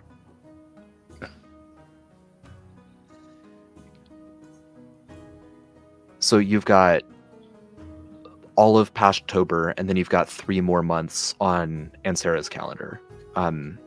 Gives you, at most, 120 days. Mm-hmm. The ghost information, obviously, they're not from within the cult, so they don't know how fully accurate their information is. Duke himself is no longer in the cult, so he also doesn't know. He knows it was going to be before the end of the year. Mm-hmm. The ghosts are fairly certain that you have weeks, so I'm not giving you an exact day. But no, I was that's just completely like trying to gather what I have. for sure. But we're definitely going to go take care of the lycanthropes first, because they've been attacking the city. It's a little bit more pressing. As much as we're like talking with our friends and everything, and like gathering information, I just wanted to get a rough idea of like we're given like rough timelines, but if it's the beginning of the year, by the end of the year is a lot longer than like where we're actually at. Right. Do we have any more questions for Duke other than are you joining us on this next raid, my friend? As long as you'll have me, I'm happy to. I mean, I think everyone knows at this point I'm going to recruit as many people as possible. Oh yeah. Yeah, I mean, I think adventuring is my future, right? Because if I'd stayed with the cult, then provided that I'd stayed there long enough, then I would need to recruit my own cultists, and I'd have my little chapter, and then they would all go and recruit their own cultists. But because I'm not on that career path anymore, yeah, I think adventuring suits me pretty well. When are we trying to head out to deal with the Cult of the Moon? Now, pretty much. Oh, Yeah. okay. Let me go start packing snacks and stuff for the trip. I'll get the goats ready. Tactical. That's funny. Nathan As forgot you, what the battle plan was. Oh my gosh. Is that your animal handling check? Yeah. Okay. As you head out, as you go to head out, Mayor Ogmund meets you at the doorway with 6 bags of silver coins, and yes, he does deliver on his promise. You each get 300 silver coins. Nice. Wow. Nice. Yay. And they're not cursed? These are not cursed. These are normal silver coins. Okay. How many silver helmets can I get for the goats with 900 silver? It's over. Wow. Wow. If it's not enough, you can Astra would hand over his bag of silver coins and say, I don't know what to do with this. It's 416 if that helps enough. Okay, I believe we actually calculated how many it would take in a previous session, so I need to look through old notes to find that. We're at around halfway for tonight, so we'll call break here in just a minute, and I'll do some bookkeeping and figure that out. What other preparations are being made, so I can kind of go through and do it all at once? Honestly, any people that I can recruit, whether that is some of the Arendor Knights that we brought here, some of the Rangers that we have saved. Again, Milizog's building an army. It's a known quantity. I have a significant amount of silver coins to attempt to do this. Okay. You also have some leverage in the form of goodwill and whatnot that you've done from quests. Meeting up with the previously lycanthropy-ridden Knights of Arendor in particular. Mm-hmm. So this mission would be especially interesting to them. Okay, Rangers and Knights to recruit the goats, silver coins for goat horn masks. I would also add more silver recruitment first for Melazog silver, but then I have quite a bit of silver to pump into the masks as well. Amazing. At this point, I'm not sure it's the amount of silver is the limiting factors, be the amount of time, wouldn't it? Yes. Yeah. With enough silver, time is not a factor. I mean, time is always a factor. As for what I'm doing, I'm going back to the extended family, and I'm just simply asking them to see what they're collectively able to recall about Dracula. Yeah. And I'll just say it's like some damn fool's trying to bring him back. So we need to know everything we can. Yeah. Let's do a quick roll. Actually, you know what? I'll have you make another intellect check with history to represent that pool of knowledge from your family.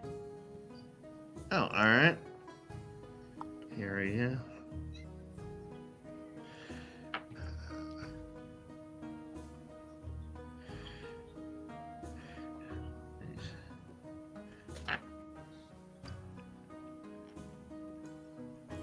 Oh. Come on. Do the thing I told you. No.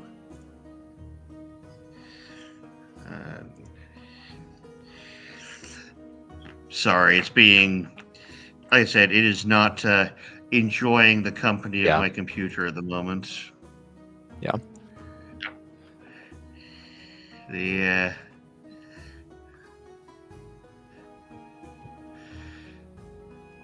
Make sure your sheet is popped in.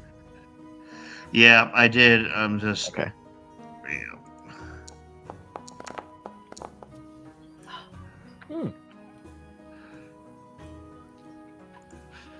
Perfect.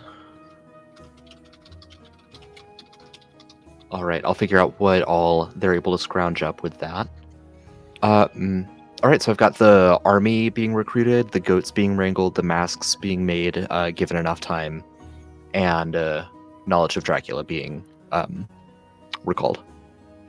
And as for Quentin, he's just going to get a bunch of stuff and supplies and food ready. And then right before heading out, he's going to go visit Doily and just give her the entire bag of coin he just got and tell her use it to keep taking care of people.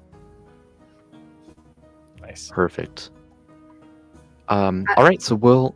Oh, go ahead. Oh, whenever it's 10 minutes until we arrive at the cult, Aster's going to summon, use spiritual summons to summon both the Serval and the Komodo dragon. Yeah, I mean, you're gonna have to do some work to get to the cult. Okay. But noted. I don't think it's fine if I grab some like silvered crossbow bolts. Yeah. Do we know how long of a journey it is again? Day and a half, if I remember correctly. Okay. I believe that's correct. If we don't have time to do a ton of masks for the goats, can I get like 5 just balls of like just weighted balls of silver? That is easy. Yeah, I'll think about how many goat masks can be arranged. Would you Just some silver prioritize? improvised legends? Would you prioritize horn caps for Babe? Yes. Okay. Yep. Oh, I'll- I did have one other thing. okay. I just want to take a large steamer chest and put my arcane signature on it. Okay.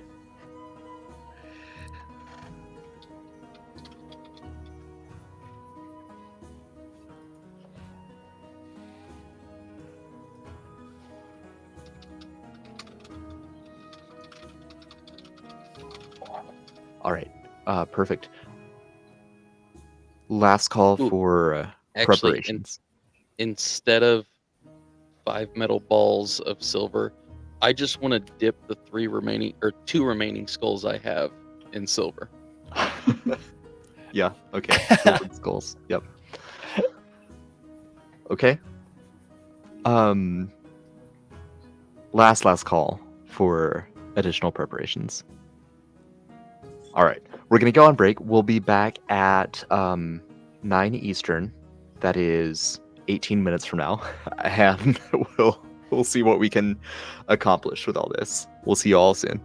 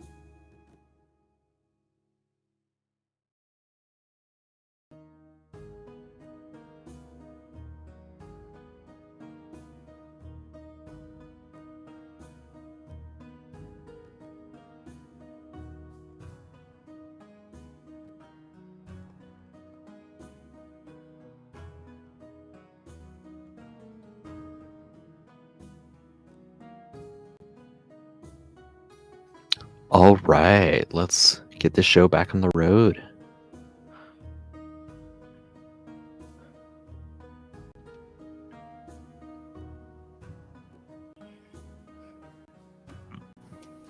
I am, for my own sanity, going to rearrange so that people show up in the same order that they were, I get it. or else I will be thrown off all night. No. You go up there. You go over there. Musical players. There we go. This is the story.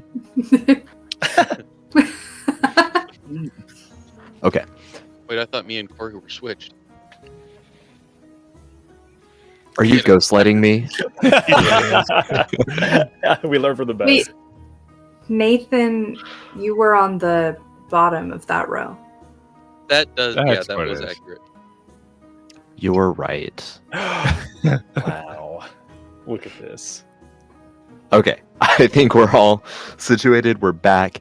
Let's jump back into preparations for this excursion northwest to fight some werewolves. Yeah. Nothing will go wrong.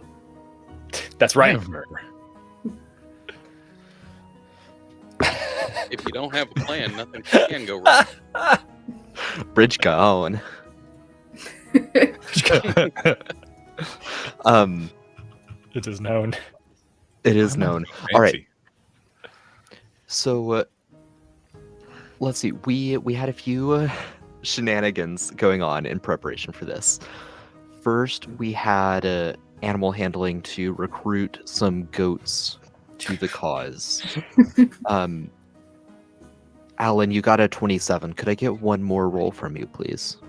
Yeah.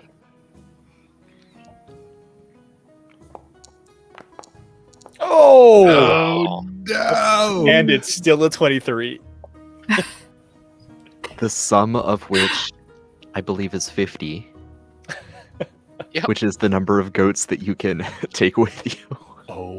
Oh my god. Oh, if it was for number of goats, I wish I'd have known that. I have a button for that. Oh, really? For my profession.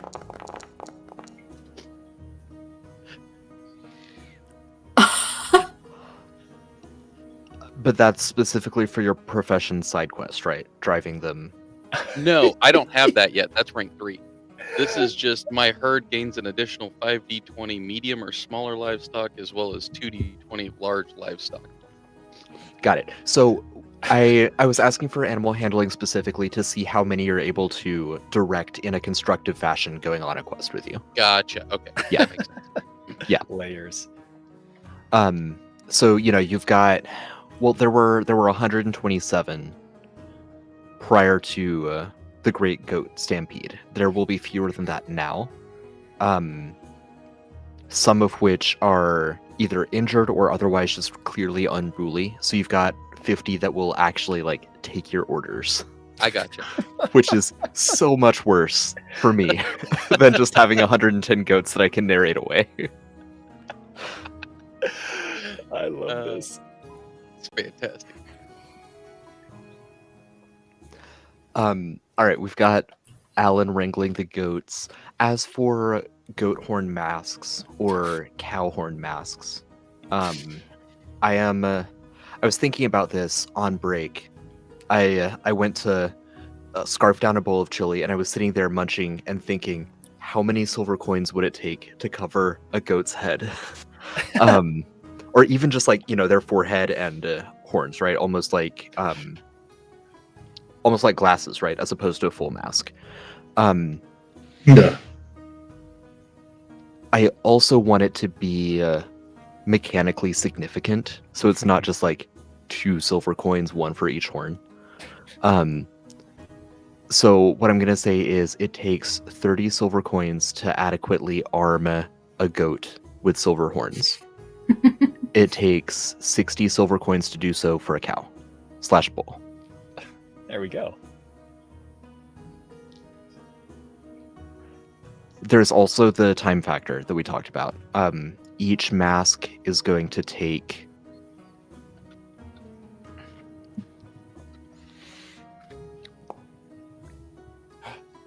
3 hours. To hammer, to cool, to set, all of that. So realistically, you can, depending on how long you want to wait before you set out, it's a 14-hour journey. That's math we'll need to do with the whole party and figure that out, but likely, I mean, obviously we'll prioritize Babe first, and then we'll see about the goats after that. If you take out the cooling process, you can make goats that are also Doctor Doom.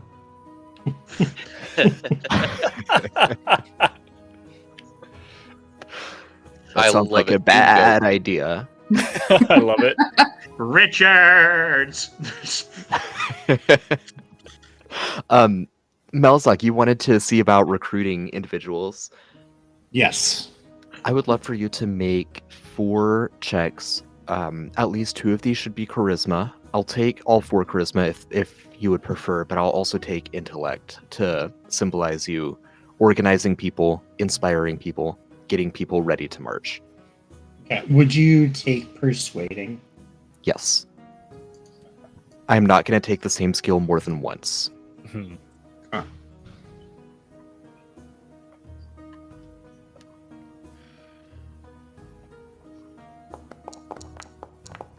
Ooh. Oh my gosh, still good. That's Okay, good. so that's 1 persuading.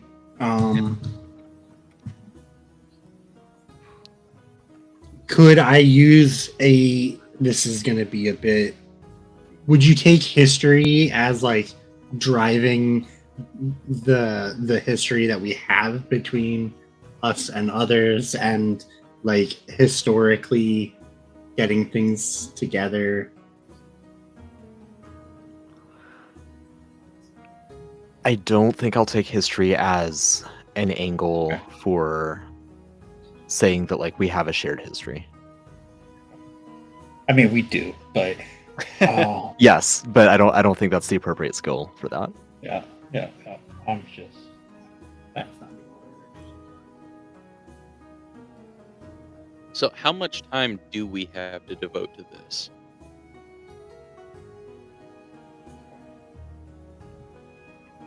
That's Before the we're question. I heading mean, the full moon is in not this coming night, but the next night.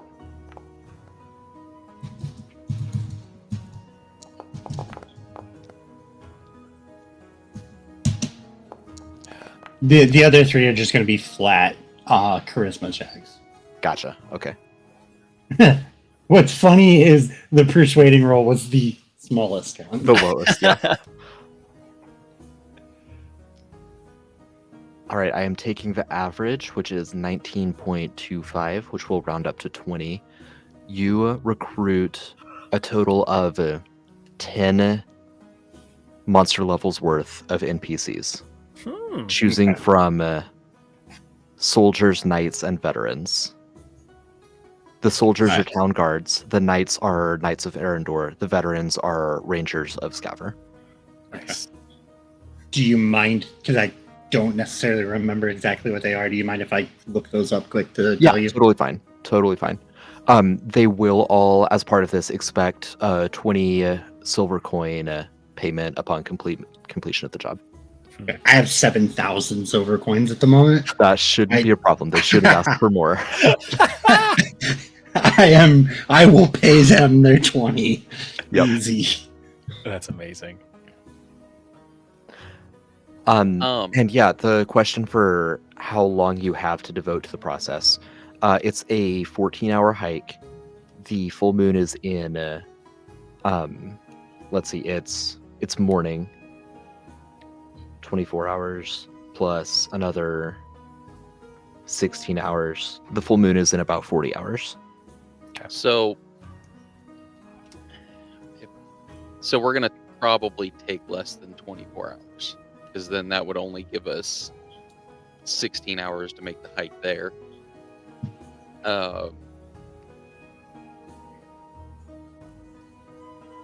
Well, yeah, like, if you're taking a bunch of people with you, are you planning on setting camp along the way or doing a forced march?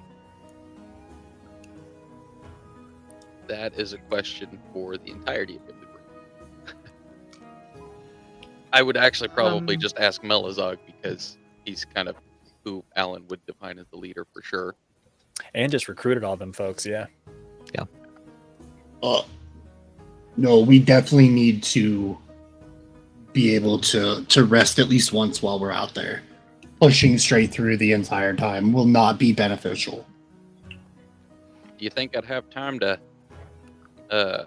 take about 15 hours to get 5 of these goats helmeted up? The problem I would see with that many goats, that's like, wait, 15 at 3 hours a pop. That's like 5 goats. 5 goats, 5 15 goats. hours. 15 hours. Okay. Plus an 8-hour rest would be 23 hours, leaving you with 17. It's a 14-hour hike. That, we don't run into trouble. yeah, that is. Why don't we just do?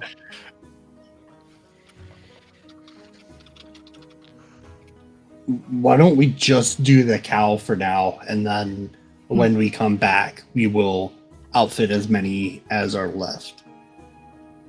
That'll work.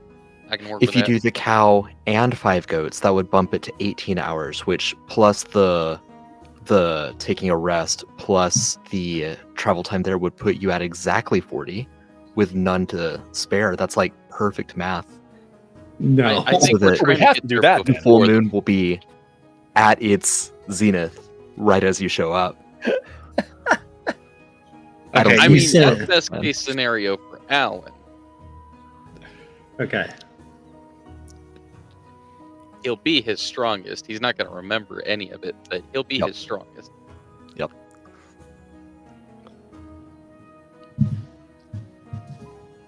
But I'm good with doing just Babe for now. Mhm. Which you said would cost 60 silver. Correct. Yeah, and that would make Babe's attacks Count as do silver. count as silver. Nice.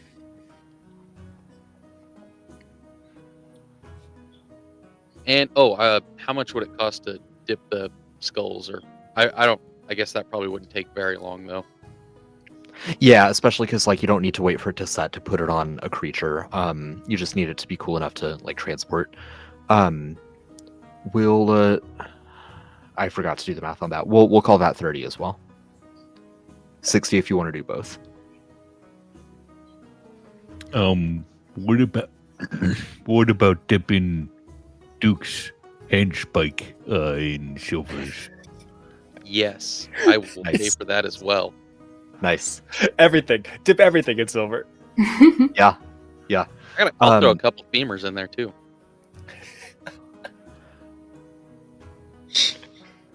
Okay, 30 silver coins per femur. I'm gonna say 30 silver coins for the hook as well, just to be sure it like sets correctly and there's not bald spots that might cause imbalances or anything. Okay, we're up to 210. I still have plenty of silver left. Anybody else got something that needs dipped in silver? No. Wait. Your claws, your bone, just full send. I would love to do that. I don't know how I could manage. I guess I could do my regular claws, like get some silver caps for my regular claws. That's so but since much the less other cool. ones We come put you in out a as a tank spell. and we hook you up to some tubes and Right. then we pump the silver into your body. Oh my god. And you I'm all completely for coat it. your skeleton. Yeah. I'm all for it. But aren't you a That's werewolf? going to be a time. Yeah, that would actually probably be a negative. that would be an issue. When you're like burning from death from the inside. How gotta long figure would out it Also, we take can't to put gain tubes an in you because you immunity? can't take your armor off. I spent the past 5 years building up an immunity to silver in my veins. That sounds like a problem God. for not this mission, but for a future one. Yeah. It's going to be a problem. I mean, step one is get his armor off, because otherwise we're not sticking anything in him. True. feel like there's a feeding tube full of silver, and I don't think that's the way we want to go. Just How does pouring silver- liquid silver. Well, you don't need to take the armor off. You just need to find a gap big enough to shove a tube. Yeah. If you can't remove the armor, how do you go to the bathroom? Hey, it's got a hatch. Okay. It's called the trapdoor. We've all just been really quiet about the fact that he's starting to smell. That's why we all got in the bathtub. I wasn't quiet at all. It's got a self-filtration unit. You could drink that water. Oh, I will Sound pass. Thank you.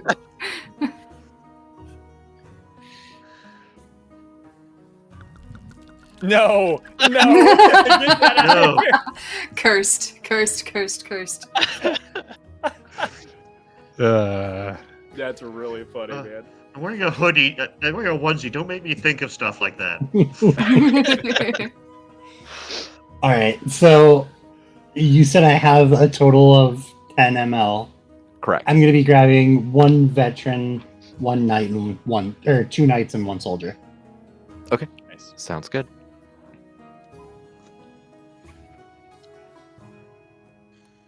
As for Book and your extended family, collectively they would be able to surface accurate information about the origin of Dracula, to the extent that Book would know all of Dracula's origin story pertaining to Dracula specifically. So you wouldn't know, like, for example, the history of the Harkers or the Helsings beyond how they pertain to Dracula.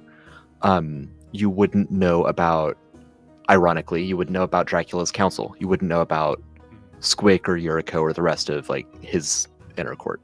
But you would know his full rise to political power, his love story, his dark rituals, and then his ascension as the Dark Lord. So, ironically, because at the end of this month I'm going to be playing in that campaign, I haven't actually read the book.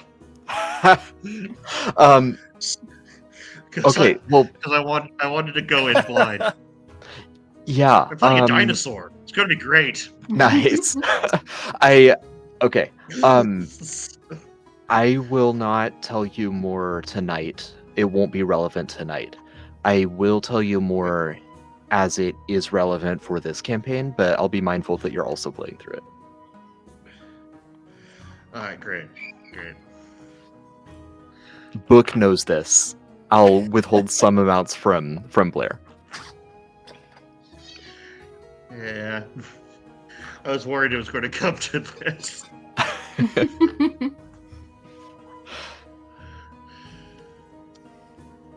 Quentin, you were gathering supplies. I don't have any specific checks in mind. Just kind of describe how you're going about doing that, and if anything, what particularly you want to be sure is included in your supplies.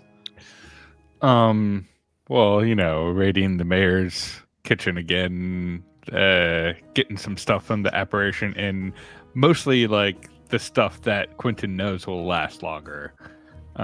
Things that have better half-life. And then he'll go to the Opal's Outlook to pick a few berries just to have some other mix in there. Just really gathering what he can just to have snacks and some sustenance for people while we're trying to make as quick path to the destination as possible. Okay, so focusing on rations. Yeah. Okay. Yeah, we can assume that the entire humanoid entourage, including all of Melazog's recruits, will be fed for the whole time, unless your supply cart gets burned or whatever. Then we'll deal with that when it happens. You don't need to put that energy out into the universe. Huh. See, I thought that was exactly the energy I needed to put out into the universe. But at any rate, like, the goats and cows and stuff are also not a concern because they will just forage, and there's plenty for them to do, or for them to forage. And Book, you mentioned putting your arcane signature on a steamer chest that you have. Was there anything more you wanted to mention there, or just make sure that that got established? It's just to get established because I think I mentioned before. Now I can do possess object on things that have my signature Got it. as a cantrip. Cool. So now I have a walking steamer chest, so I don't have to carry anything. Nice. Why don't you just ride it? Like I mean, Yoda. I might, and if it's if it gets too bright out, I might just sit inside it and close the lid and ride around like that. Nice. But I do also have hat rack Uh, to hat rack? Rack the yak, right? yeah hat Oh, rack. that's right. There for a second, I thought it was going to be an actual hat rack. No, that would be a ridiculous name. It's the name of a cow.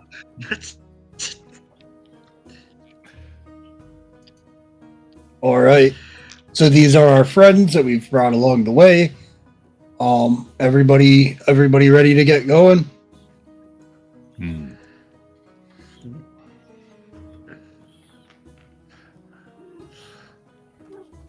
Yeah, I think I'm good to go. All right. Onwards. I've always All All right. right. Yeah, you've got the group together, including the extras, including 50 goats, a war cow with silvered horns, 2 knights of Arendor, a Scaverin ranger, a town guard of Chasm Claw, and a rehabilitated cultist. This is perfect. This is an army. Yay! We did Well it. done. It will only get bigger. And my axe. Yeah, I'll roll a lot higher on animal rolling. Or on animal handling. Yeah. I guess stealth really isn't an option. Correct. Moving stealthily is not an option.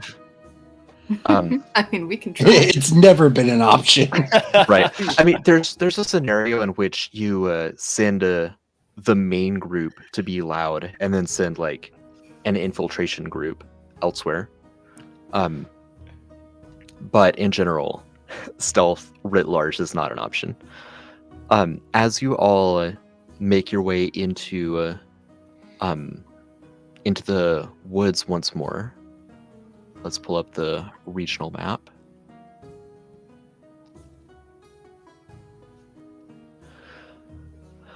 Let's see.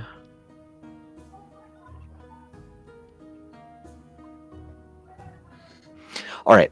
As you make your way northwest, you're headed towards. You're not going to reach Icecairn, the capital of Scaver, and you're not going to reach the mountains that separate Scaver from Fjordenhaven.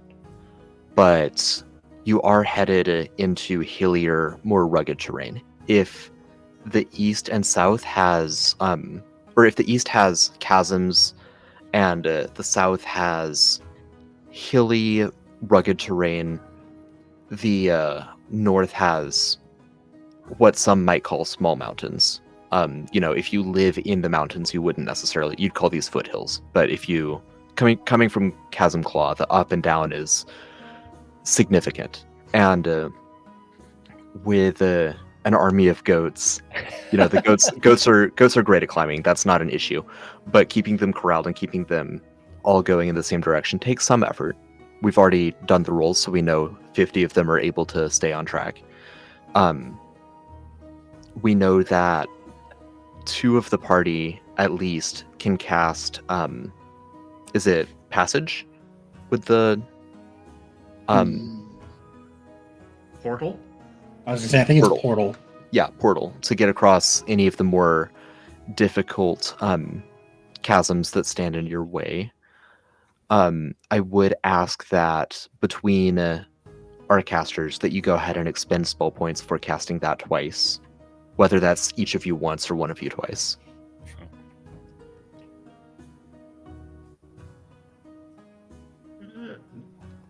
You want to do 1-on-1? I'm fine either way. I was gonna say whichever one's better for you. Most of my spells are utility spells, so I also wait a second.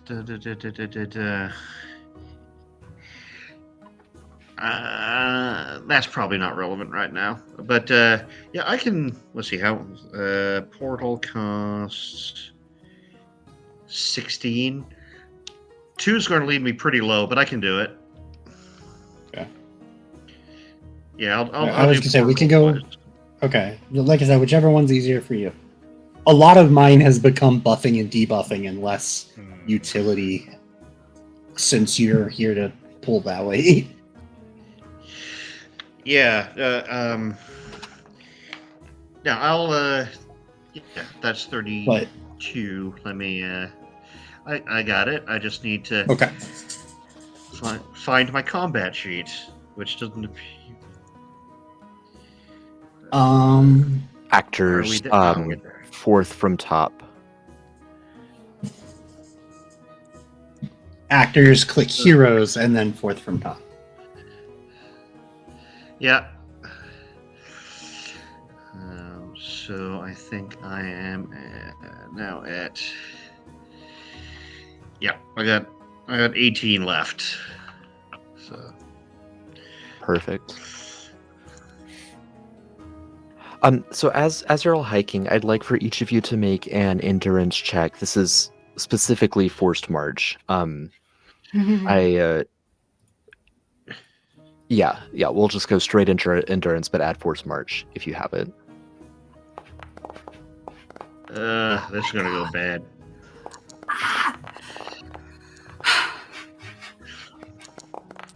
I got a 7. Yep. I love that. I love these 16 numbers. Yeah. Love when numbers are low. 12 for me. Beautiful. I think six. it look. It's like an 11 from Book, 9 from Yeah. Quentin. Cool. So the only person to get above a 14 is Alan. Wild, actually. Yeah. Considering. Everyone else gains sweet fatigue. Oh, yay. I've been waiting. Uh, It's what everyone wants out of a campaign, right? That's like the highlight. I will probably ask every single time, can you remind me what fatigue does? Yeah, please? it's just one death point. Okay. Why do I have... I feel like I shouldn't already have 3 death points. You And I don't remember why I had them. you shouldn't, since you've rested several times since the Yeah. last time you would have had fatigue. I So don't even remember what they're from. yeah. Just one. Fatigue is 1 death point, but when you would take a rest and remove your death points, you keep your death points and instead remove the fatigue condition. Gotcha. All right, so that's everyone except for Alan. Now, I want to do a quick roundtable. We do these most of the times that you set out from Chasm Claw, and just see where people are at both emotionally and what they're observing in the world around them, as it's early to more mid-fall, headed north, fairly chilly, into the beautiful bright, vibrant colors of the woods up and down these rugged trails, with 50 bleeding goats trampling to and fro.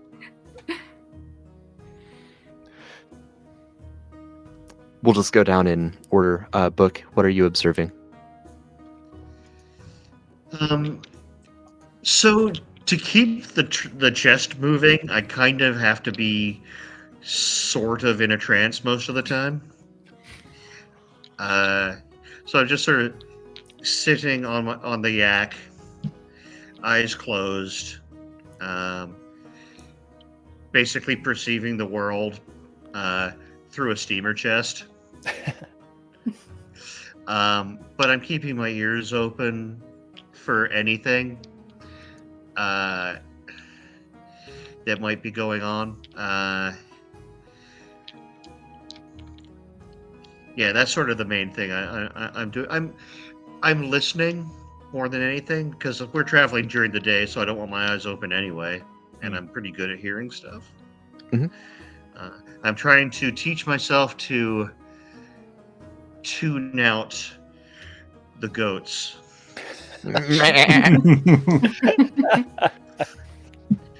Have the lambs stopped screaming, Clarice?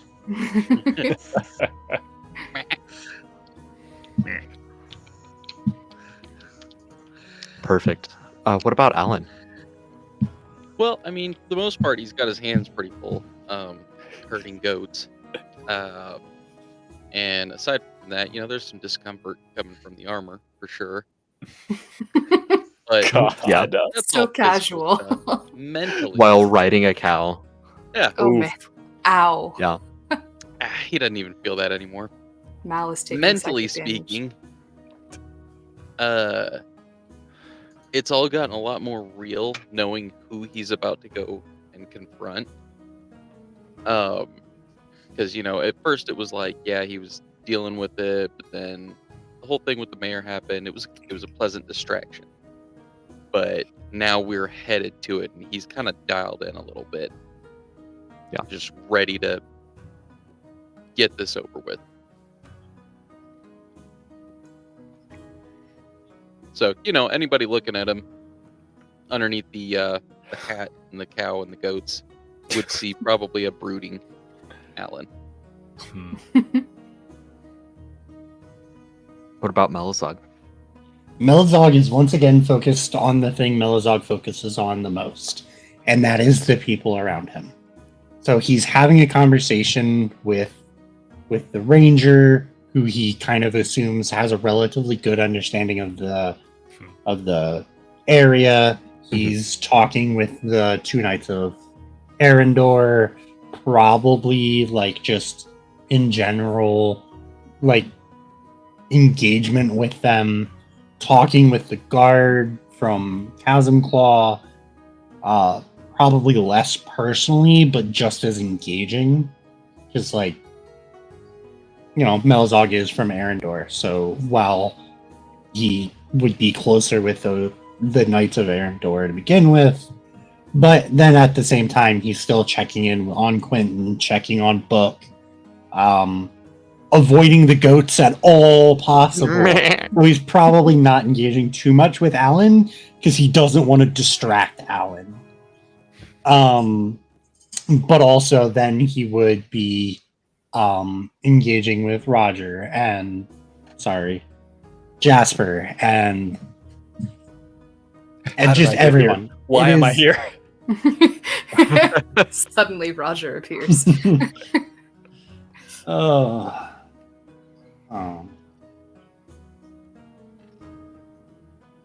But yeah, again, Melizog does what Melizog does, and that is socially interact with everyone. Perfect. What about Quentin?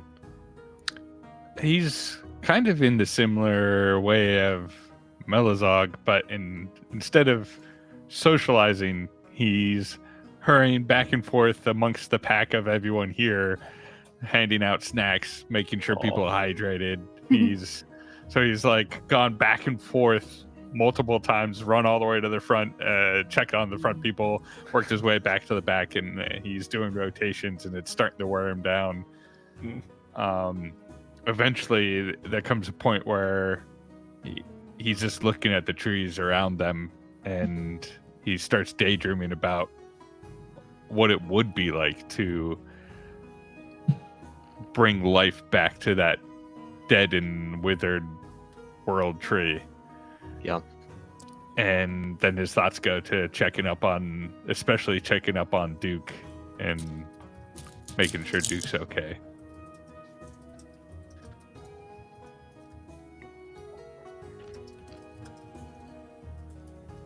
Yeah, Duke is he's eager. He's eager to continue adventuring, to prove himself, to defeat another cult. That's definitely a good thing to do.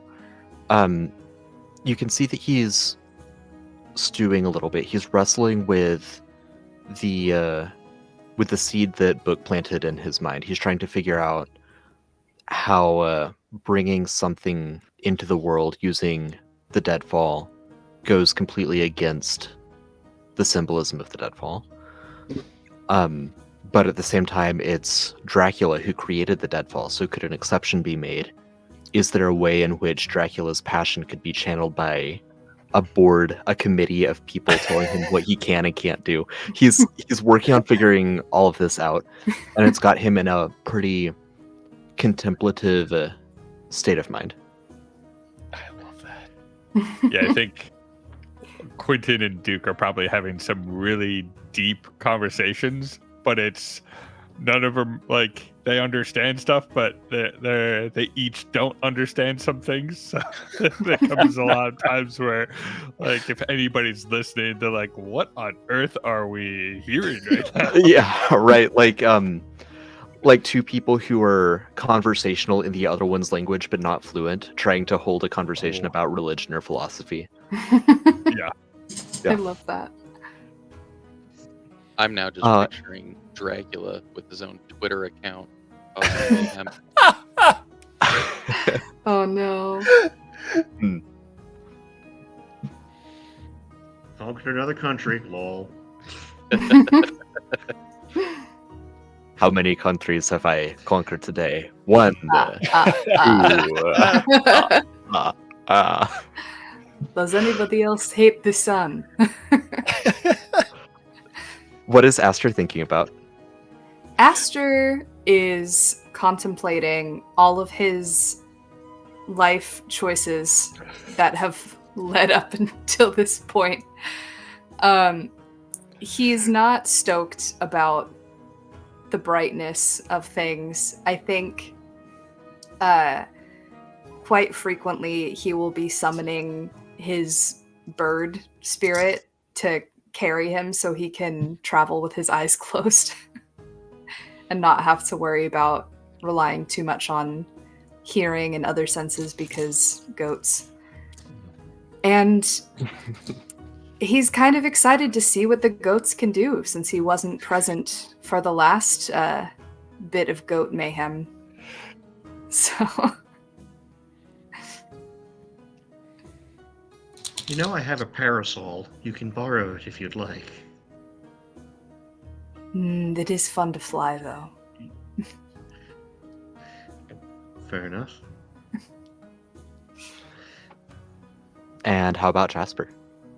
Easy. Ever since the conversation came up about Ari possibly being incriminated in a recent ghost murder, he's going through the steps to determine what he needs to do to cover that up, to take care of his employee, to make sure that it didn't happen on premises. If it did, make sure I get some good legal representation, see if I need to get anything drafted up to make sure that they can't come for the establishment or things like that. So just, basic principles like that, making sure that the inn and the employee is taken care of during these trying times of allegations. Amazing. Alan Now, needs to keep Jasper on retainer for the next full moon that he misses.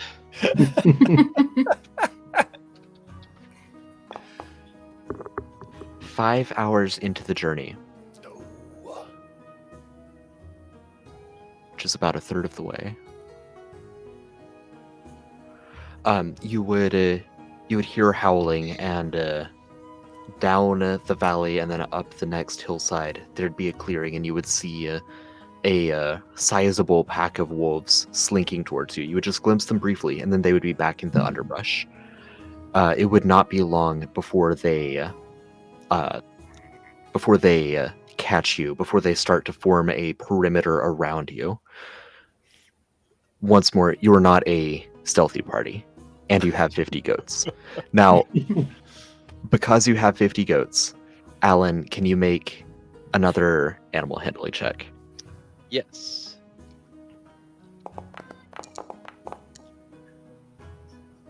Holy 33. Oh my god. Jesus.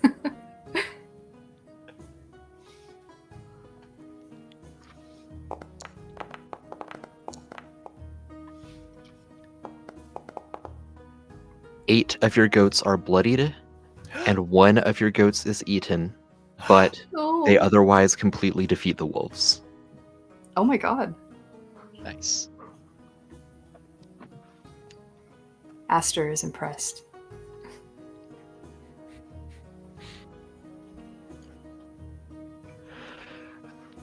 As you continue your journey, you would. I suppose we should take a moment and recognize that the fallen one was, in fact, the goat. He will be avenged. As you would continue your journey, you'd all recognize that the weather is taking a sharp turn for significantly colder than you would expect for this time of year. In fact, snow flurries are lighting up on you.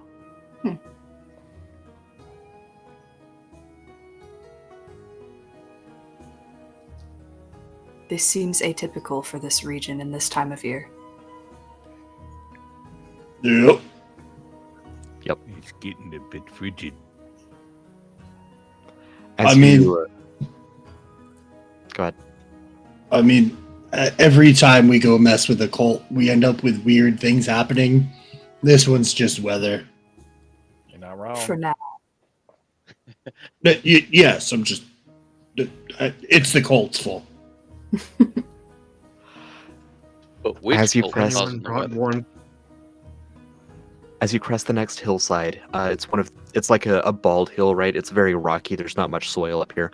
The wind would knife through your clothing, your light jackets and stuff. Appropriate mid-fall weather or mid-fall clothing, not winter clothing. And you would see a storm front making its way towards you. Quite clearly, a full-on blizzard. Well, ain't That looks problematic. This seems very atypical for this region at this time of year. Circle up, everybody cuddle a goat. bad. Oh, we get to It's- take a couple at least. I mean, are you sure that they're not gonna like stampede on us again? Well, I think if we all, huddle together real close to them, they'll stick together. I think I can keep them in line.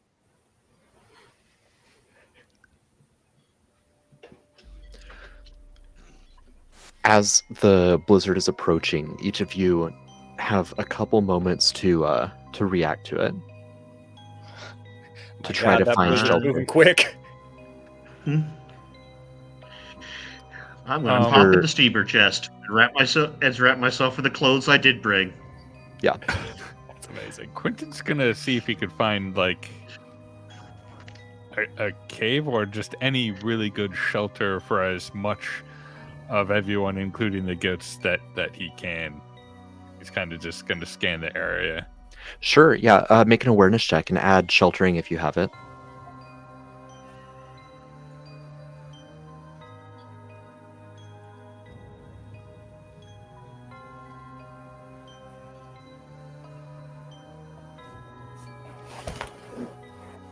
May I also do that?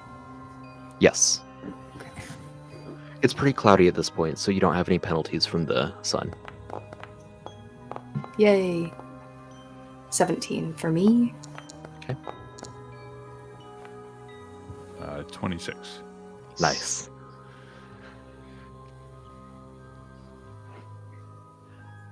Yeah, there'd be a fairly large cave system actually, on the descent of the hill that you were currently on. So you can corral everyone that direction. The goats balk at it. They don't want to go into this cave. Well, Blizzard is approaching. tough. Alan, get your goats inside. Do they get inside for a 30? They get inside for a 30. Melizod, can you... wait, hang on. We don't have the stats right now for knights, I mean, veterans, and soldiers. If I do. Kind of. Yeah, if you could look them up and make attack rolls, one from each of them. Okay. Because this cave is occupied. Okay. I figured. I mean, no good cave goes unpunished. That's wicked of you to say.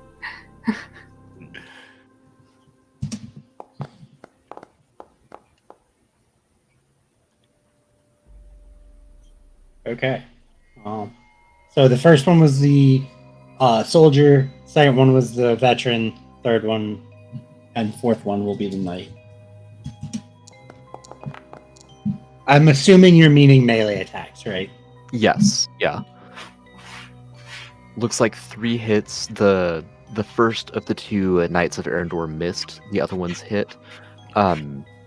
With 3 hits, we'll say you're able to dispatch of the bear in here before it gets a chance to try to eat any of the goats or Okay. other individuals. Okay. It's a relatively sizable cave, so I am going to reduce the penalties that each of you might face from failing this next check. Yay. I will also reduce the penalties you might face from succeeding this next check because you do actually have some shelter. The blizzard slams into you.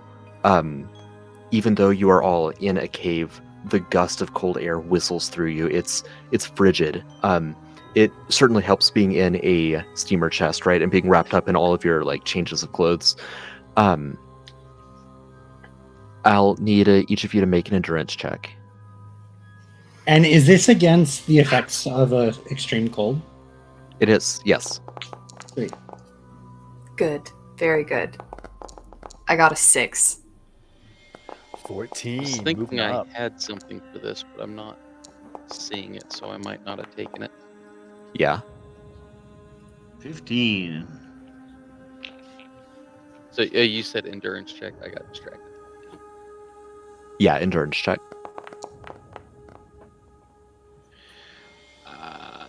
10. All right. Book, you can go ahead and roll twice and keep the higher given your particular shelter.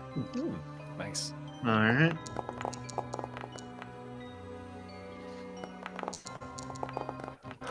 Nice. There we go. Boom. All right, the magic number was 14. Hmm. It looks to me as though Alan did not make it and Aster did not make it. Correct. All right. It's a little bit below 14, just barely. Yeah. Now, good news, bad news. I'll start with the best news, which is that Book is totally fine. Chillin' or not too chill in his or in Book's in her I'm sorry, Book is a she, right? Yeah, she is. Okay. Book is completely comfortable in her chest. Yeah. Good news for those of you who rolled a 14 or higher. You are not going to gain additional... which is worse? There were 2 conditions here. I'm actually... Do I let you all pick? Yeah, I'll let you all pick. We're snuggling goats. You are snuggling goats. Each of you who got a 14 or higher can choose between fatigued or chilled. Oh, What happens if we already have fatigue and we get fatigue again? You just That's get another another death point. death point. Okay. And then what are the consequences of chilled? Everything costs 1 Everything. more AP. Oh, Oh. that's... Oh, And I get I'll both, get another sure. death point. Yeah, same. Actually, you broke Cool. up there. I didn't hear the whole thing that they're reacting to horribly. Yeah, chilled is rough. Everyone was choosing between fatigue or chilled. Everyone who got above a 14 is choosing between them. I thought you said book Hmm. was okay. Book is fine Yes. because book got a crit. I just wanted to know what people were reacting to because I don't remember what chilled does. Yeah. I'm taking another level of fatigue. Oh yeah. So am I. Not bad, huh? I mean, imagine everything costing an additional AP. It's like Alan's That's, attacks were normal. 2 AP for every stanza? No, thank you. Right. Gross. 2 AP to move. Oof. Yep. I didn't even think about movement. Yeah. Oh, Yeah. man. It sucks. So those of you who failed, that would be Alan and Aster, unfortunately gain both. Oof. Is it too late Oh. to use a luck point? Dang it. Yeah, I think so. Yeah. And the cold damage you're about to take is significantly reduced because you found shelter. You take 4 cold damage. Okay. Could be worse. Again, that is only Aster and Alan Sweet. Okay. who takes that damage. Don't forget about the temp HP from the Yeah. shield HP from the mayor's Yeah, house. from the mayor's bed. Yep. Oh. Was that 2 shield HP? It was 2 Yeah. shield HP. Yep. Everything costs 1 more AP. That's Yep. wild. Yep. Yeah, that hurts. Actually, Andres, I'm looking at it, and it's movement and weapons. Shield, like, almost does nothing against me. I don't do either of those things. Oh, there. Yeah. So stanzas would be. Yeah. Wait a minute. Oh, So magic, Hmm. it doesn't affect magic casting? So it doesn't affect magic casting. Yep. Movement and weapons. Would it affect... Question. Would it affect an attack that my spirit familiar does? I would say no, because the spirit familiar itself is not chilled. Okay, then it's just movement. Cool. Yeah. How Nice. would it affect using Jack and Bones. a stat block? Using If a stat instead block. of using AP, I was, say a wolf. Oh. I'd have to check my creature compendium, but there's a conversion there. It does say that a creature that uses creature actions takes 1 fewer actions than it normally Gotcha. would. Minimum Thank you. 1. Yeah. Okay, so yeah, I won't be using that because that means I would only move. Oh wow. Or I guess it would be 1 tier 1, which is all it has instead of 2 tier 1s. Right.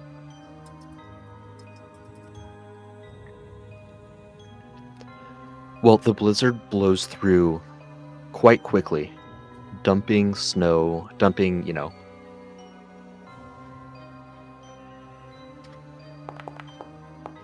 a foot of snow on everything, just blanketing the area. This obviously hinders your advance. It's not going to necessarily change any of your plans. I mean, obviously there's cold to worry about, but the path itself, the trajectory you would need to take through the mountains is going to be a little bit more treacherous, snow covered, but it's not going to be unachievable. I will say the temperature is also back to the normal for this time of year and this region of the world, now that the blizzard has passed through.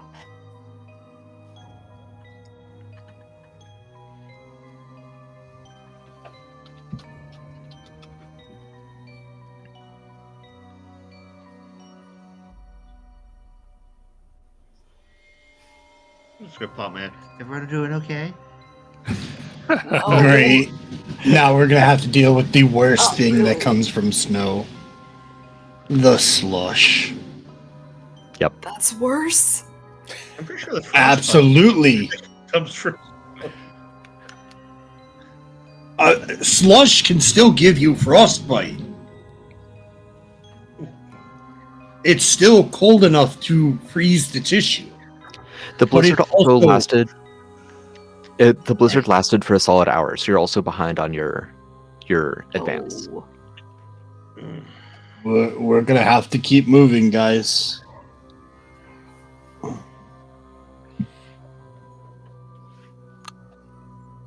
All right. Come on now, pull yourself together. Let's go. Mm. All right. Let's get one more endurance check from everyone. This would be for marching. Yay! Ugh.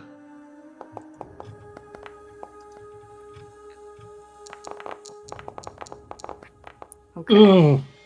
My first double digit. That is a 13. Yep. Not looking great. Looking okay You're for telling Book. me. Yeah. Yeah, Book's feeling good in there.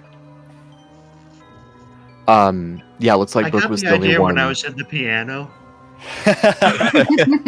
It does look like Book was the only one to hit a 14 or higher, so that's going to be fatigue. 1 death point. Again? Oh Mm. my god. I'm gonna die before we even get there. Nature. Nature's killer. And If I die, I'm coming back as undead. nice. Lastly, you crest another hill. The sun is shining. It's fairly warm. There aren't any clouds anymore, unfortunately for the Batfolk among the party. But yes, that's causing a great deal of slush and runoff. The DC is going to be pretty low, but I am going to make another extreme cold. I'm going to have you all make one more endurance check for extreme cold. The check is going to be DC 8 instead of 14, because as long as you're climbing and, as long as it's just hitting your boots, you're probably going to be fine.